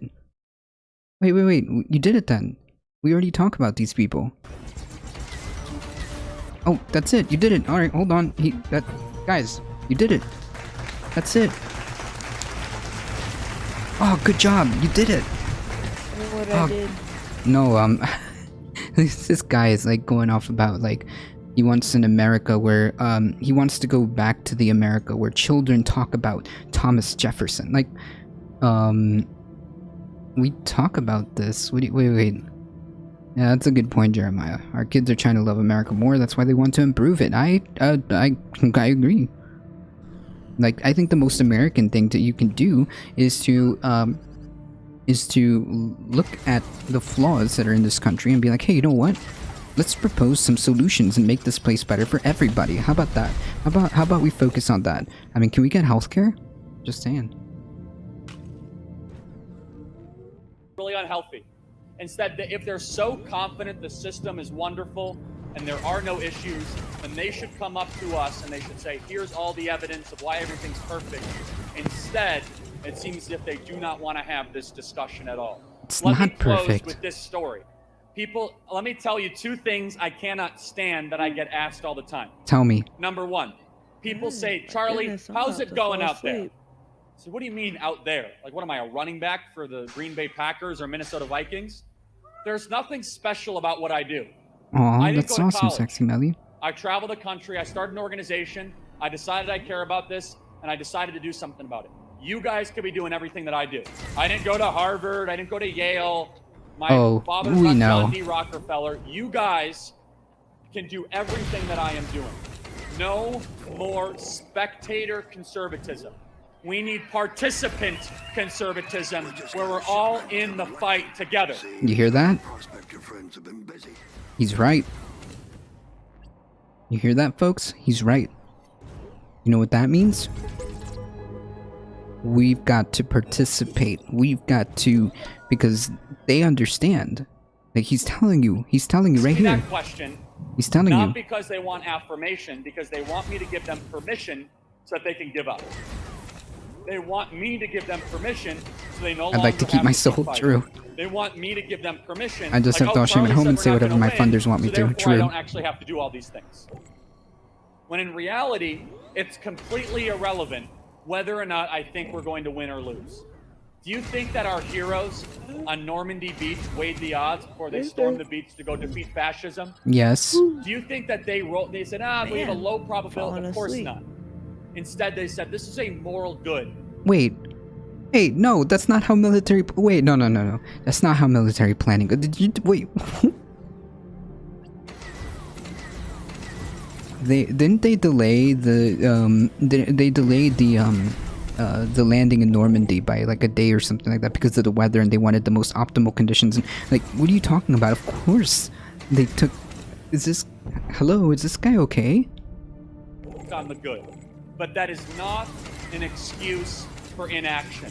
It's not an excuse that all of a sudden you think that something magical is going to happen and you're not going to have to be in the trenches to reform all these different things. Okay, but what? It's going to require you to be alert Right. and aware. It's going to require you to keep eyes on your local school board or county officials. Yes. Okay, so you understand, like, guys, you understand that what he's saying is true, right? They understand that concept. They understand that concept. So I'm just saying it would behoove us if we kind of did that, right? Remember? To stay in, like, you know, to stay in the game, stay engaged, stay active, understand what's happening at your local city councils, to understand who your city council is, who your state representative is, who your federal representative, who your federal representatives are. Like, he understands the game. He understands the winning game plan. Okay, despite all his less than optimal statements and less than factual statements, the plan is sound. Stay engaged. Understand that local, state, and federal politics, to a degree, is a tool. And we should not cede that tool. Yeah, get on school board, but also homeschool more. Yeah, never mind that. But never mind his inconsistencies or falsehoods. But the point is, they understand. Okay. So we need to kind of take that into consideration. Yeah. Won the war, Mr. Churchill, and it got very quiet. Winston Churchill took a puff of his cigar and he looked at his fellow 8 cabinet members and he said, I know the Americans. I've studied them quite well. When they get pissed and they get awake, it tends to go their way. And they are pissed and they are awake, and the battle is over, the war is won, because the Americans are in it. When we wake up, everybody, we are going to win. It's time for us to rise up, and we are going to win. God bless you guys. Thank you so much.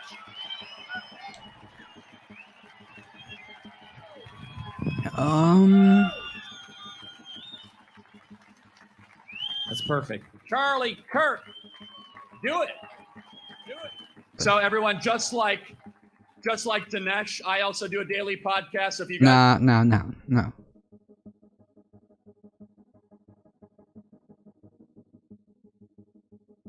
Chill on your own time. The only people allowed to chill here are us. Okay? But yeah, so TLDR, they understand, so we should too. They know. It's important to pay attention to local politics. It's important to get familiar with your state representatives. It's important to get familiar with the type of legislation that's coming down the pipelines of your state and federal levels. Yeah, they get it, so we should too. Okay, and I understand that, like, simply just doing the electoralism isn't the end all be all, but it is a tool, and we should not cede that.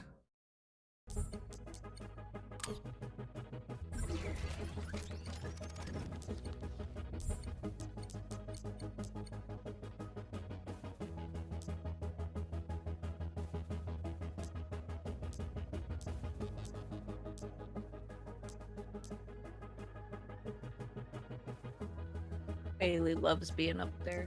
Yeah. Bailey's a chill cat. Most of the time.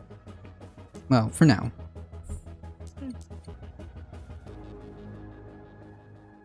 Never have a leftist president without those smaller local seats taken by leftists. I mean, yeah. But the path, yeah, the point is the pathway begins there, right? Like, if you want to, like, make change, I feel like you shouldn't waste those, like, tools. And I feel like if we are to turn things around in the time that we have, with the tools that we have, I think we should make do with whatever options are available to us, and try to leave this place better than it is, right? We should strive to leave this place better than it is. And I think that starting with thinking about like talking to people, understanding where these problems come from, and giving real solutions that people can get on board with, and do care about, like for example, food, housing, education, and healthcare. I think that this is something that is a baseline that we can build from, and I think that people can understand just how important like it means, or just how important the significance of having a country that as a baseline does not leave people without these things. As a baseline does not leave people without food, housing, education, and healthcare. I mean, this effectively gives the tools for the individual to be their best self. I think that it's what I hope at the end of the day what everybody wants. So I think that if you build those foundational, what I call the 4 pillars, I think that if you build those foundations, all of a sudden I think you can pave the way for something better. Okay? I think we would make monumental strides. If we can understand that and speak to people in their language in terms of like how they view the country and how they view the world, I guess. Seems a bit weird to say that, but if you can figure out how they where they're coming from, I think that most people would be fine with understanding the importance of these 4 things, right? No matter where they come from in terms of political spectrum, it's just a matter of like pitching it to them in the right way, right? Because at the end of the day, these things need to be solved, right? How are you supposed to level income inequality? How are you supposed to like attempt to solve this pyramid that's like this? Try to like at least even it out a little bit, at least flatten it out. Well, food, housing, education, and healthcare turns out that's one of the greatest ways of doing that. What about solving like poverty? I think that that's a good way of solving poverty, is making sure that people have these basic things. Yeah, that turns out that's a great reducer of poverty. I mean, any other concerns? I know a lot of like more right-leaning people have like a law and order, crime, and all this other stuff concern. Well, guess what, folks? If you give people food, housing, education, and healthcare, guess what? That reduces a lot of the incentives for your quote-unquote crime that you're so concerned about. You wanna talk about reducing crime, reduce poverty? Get those things on board. It will reduce that. You will reduce the incentive of crime, I think, by a good chunk. So yeah, let's work on that. How about that? How about solving like I don't know, a climate crisis? Well, you need people to make sure that these basic necessities are stable, and because climate change is such a monumental crisis, I think, and I think that climate change is incredibly intricate. Well, guess what? An educated populace tends to vote differently. There's different electoral ramifications to an educated populace. So yes, it even ties into all of this stuff. An educated populace makes different decisions, has different opportunities. Plain and simple.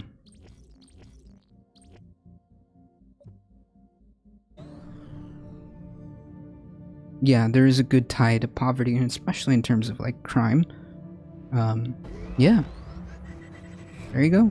Reduce poverty. You start to alleviate. I don't think that it's just gonna Thanos snap all the problems away, but I think it's a huge, a huge like conversation starter, right? The appetizers, bringing out the appetizers. Benjamin Franklin said, "Democracy requires an educated population." Yeah, a democracy, for it to be strong, healthy, a healthy democracy requires strong institutions, In other words, institutions that have checks and balances and are more or less not incorruptible, but more or less like corruption is kept in check. So that's what I mean about strong institutions. Transparent institutions, because it kind of ties into everything. You need to know what your government is up to, and your government should be, ideally, as transparent as possible. What bills? How does it affect you? What is it going to cost? What are the domino effects of implementing X, Y, or Z? And the last thing about democracy, or last pillar, I don't know, last side that is incredibly important in order for you to have a healthy democracy is inclusion. Yeah, we have to participate. A healthy democracy doesn't work unless we all participate. It must be as inclusive, transparent, and as the institutions must be inclusive, transparent, and strong in terms of like being able to handle stress. Stress being corruption, being tested. You know, we have completely broken institutions in some places. Looking at you, the Senate. Senate is a broken institution, I think. The press is supposed to be like the fourth wing of government because it holds truth to power and informs the populace. Ideally, that's what it's supposed to be. You're right, ideally. Hey guys, damage but that comes with transparency. That's all ties into the transparency aspect of a healthy democracy, right? The press allegedly, supposedly, is what is a part of that. You're supposed to inform the populace about what's going on. What is this new bill? How are we doing with COVID? What's the status on our infrastructure? The data canisters are hardwired with transponders that'll make them a whole lot easier to find. I'm supposed to upgrade my ship, but it's not really giving me an option to upgrade the ship. Oof. I do see that it is about 4 o'clock, so I've, in my rambles, I kind of overset my time. I do have to get going. Boo, I know, in my rambling, but, like, I think it is important to continue to hammer down these points. I mean, I am genuinely concerned about, you know, some of the ways things are going, and I am concerned, you know, I get these... Oh man, I've been watching this show. You have to watch this, by the way. I recommend everybody to watch this on Netflix, called Babylon Berlin. Babylon Berlin. It talks about, like, it gives you, like, a little snapshot about, the Weimar Republic, the Weimar years, and Jesus Christ, are there some disturbing parallels that are similar? I'm not saying, you know, things can get like this, but I'm also not going to deny the possibility of it sliding, the way things are. I highly recommend you guys check out the Babylon Berlin on Netflix if you have it. I think it's a Netflix original. It really does give you a snapshot of the Weimar years and just how fragile democracy can be during crises, and how an incompetent, inept, corrupt government can really screw the pooch for everyone. So I highly recommend it, which is kind of the reason why I point these things out. Like, you know, it'd be really nice if we can just collectively, and I'm speaking as the government, as our representatives, and I'm using that word very lightly, if we can collectively get our heads out of our asses and do something. I mean, unironically do something, like, you know, address poverty, address income inequality, address climate change, address healthcare. Please, please, like, I'm seeing some, like, just please, anything. Instead of, like, these nonsense, like, platitudes and these, like, again, not knocking them when they do happen, but, like, at the end of the grand scheme of things, they're breadcrumbs. They don't fix the root problems. I'm not gonna say that, you know, for example, Joe Biden stopping any new oil leases on the Alaskan tundra or Alaskan forest or whatever is bad. I'm not gonna knock it. I completely 1000% think it's necessary, but these are what breadcrumbs to really big problems that that continuously get kicked down the road, decades at this point, and without any solutions being really proposed by our quote-unquote representatives. The closer we get to, you know, very, very parallels to the Weimar years. I mean, even up until the point where, like, we're seeing this massive increase in income inequality, and there's lots of corruption, which, you know, kind of tied into the economic economic cataclysm that kind of like spun people, and you know, somebody stepped in and said, you know what, I know who to blame for all your problems, and the people listened. Okay, so just saying, I would like if our quote-unquote representatives and president would collectively get their heads out of their asses and fix things. Just saying. Just a thought. Just a small thought. Just a small bit of advice. And even if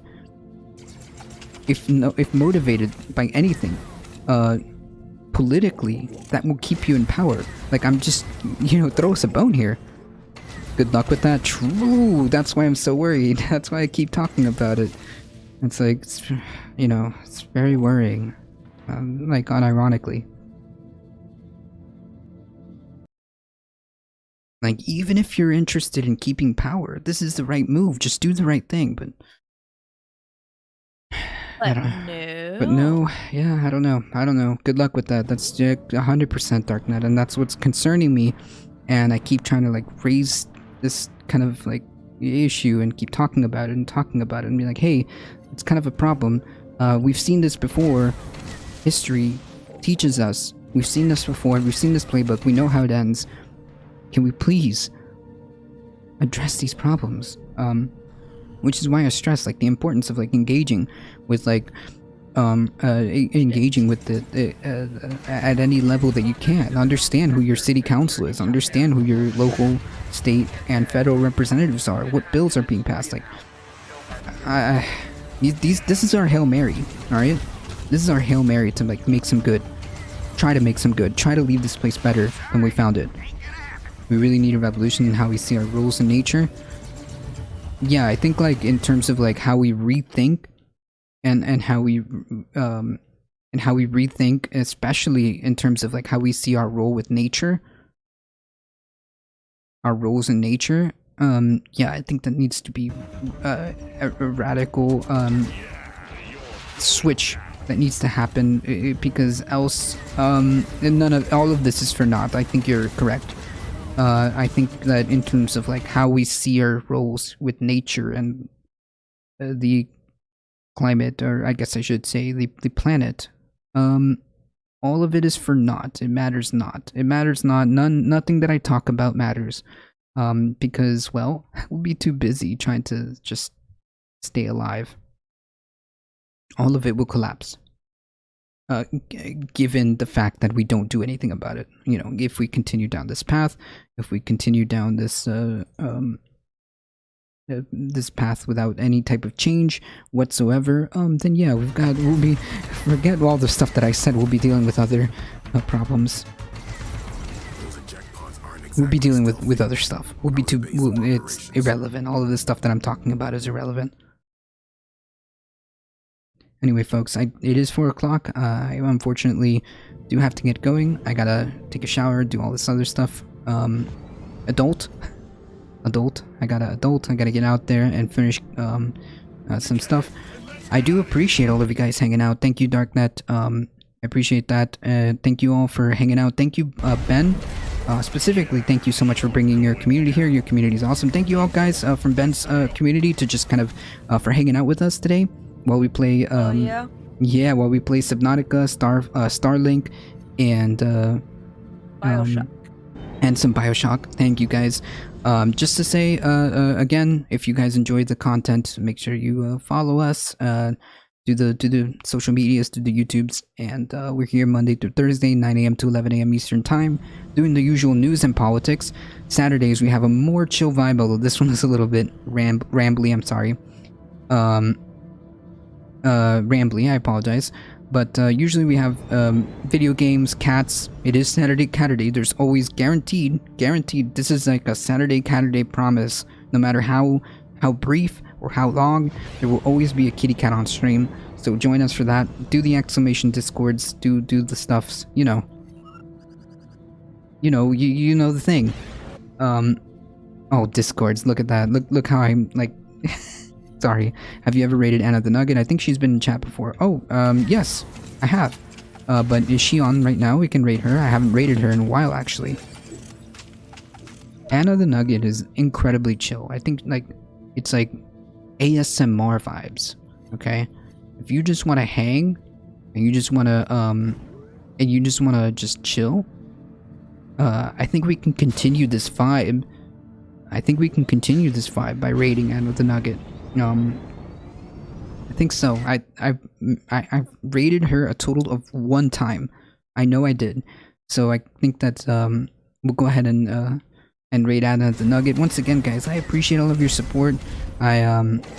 She sings for you if you rate her. Oh, and we get a show? Nice. Nice. So I appreciate all of you guys hanging out here. You guys are what makes this show grow. We appreciate all of your support. I mean, I can't thank Ben enough for bringing his wonderful community here. Also, folks, oh shoot. Oh yes. Also, folks, this is my main call to action, okay? My main call to action.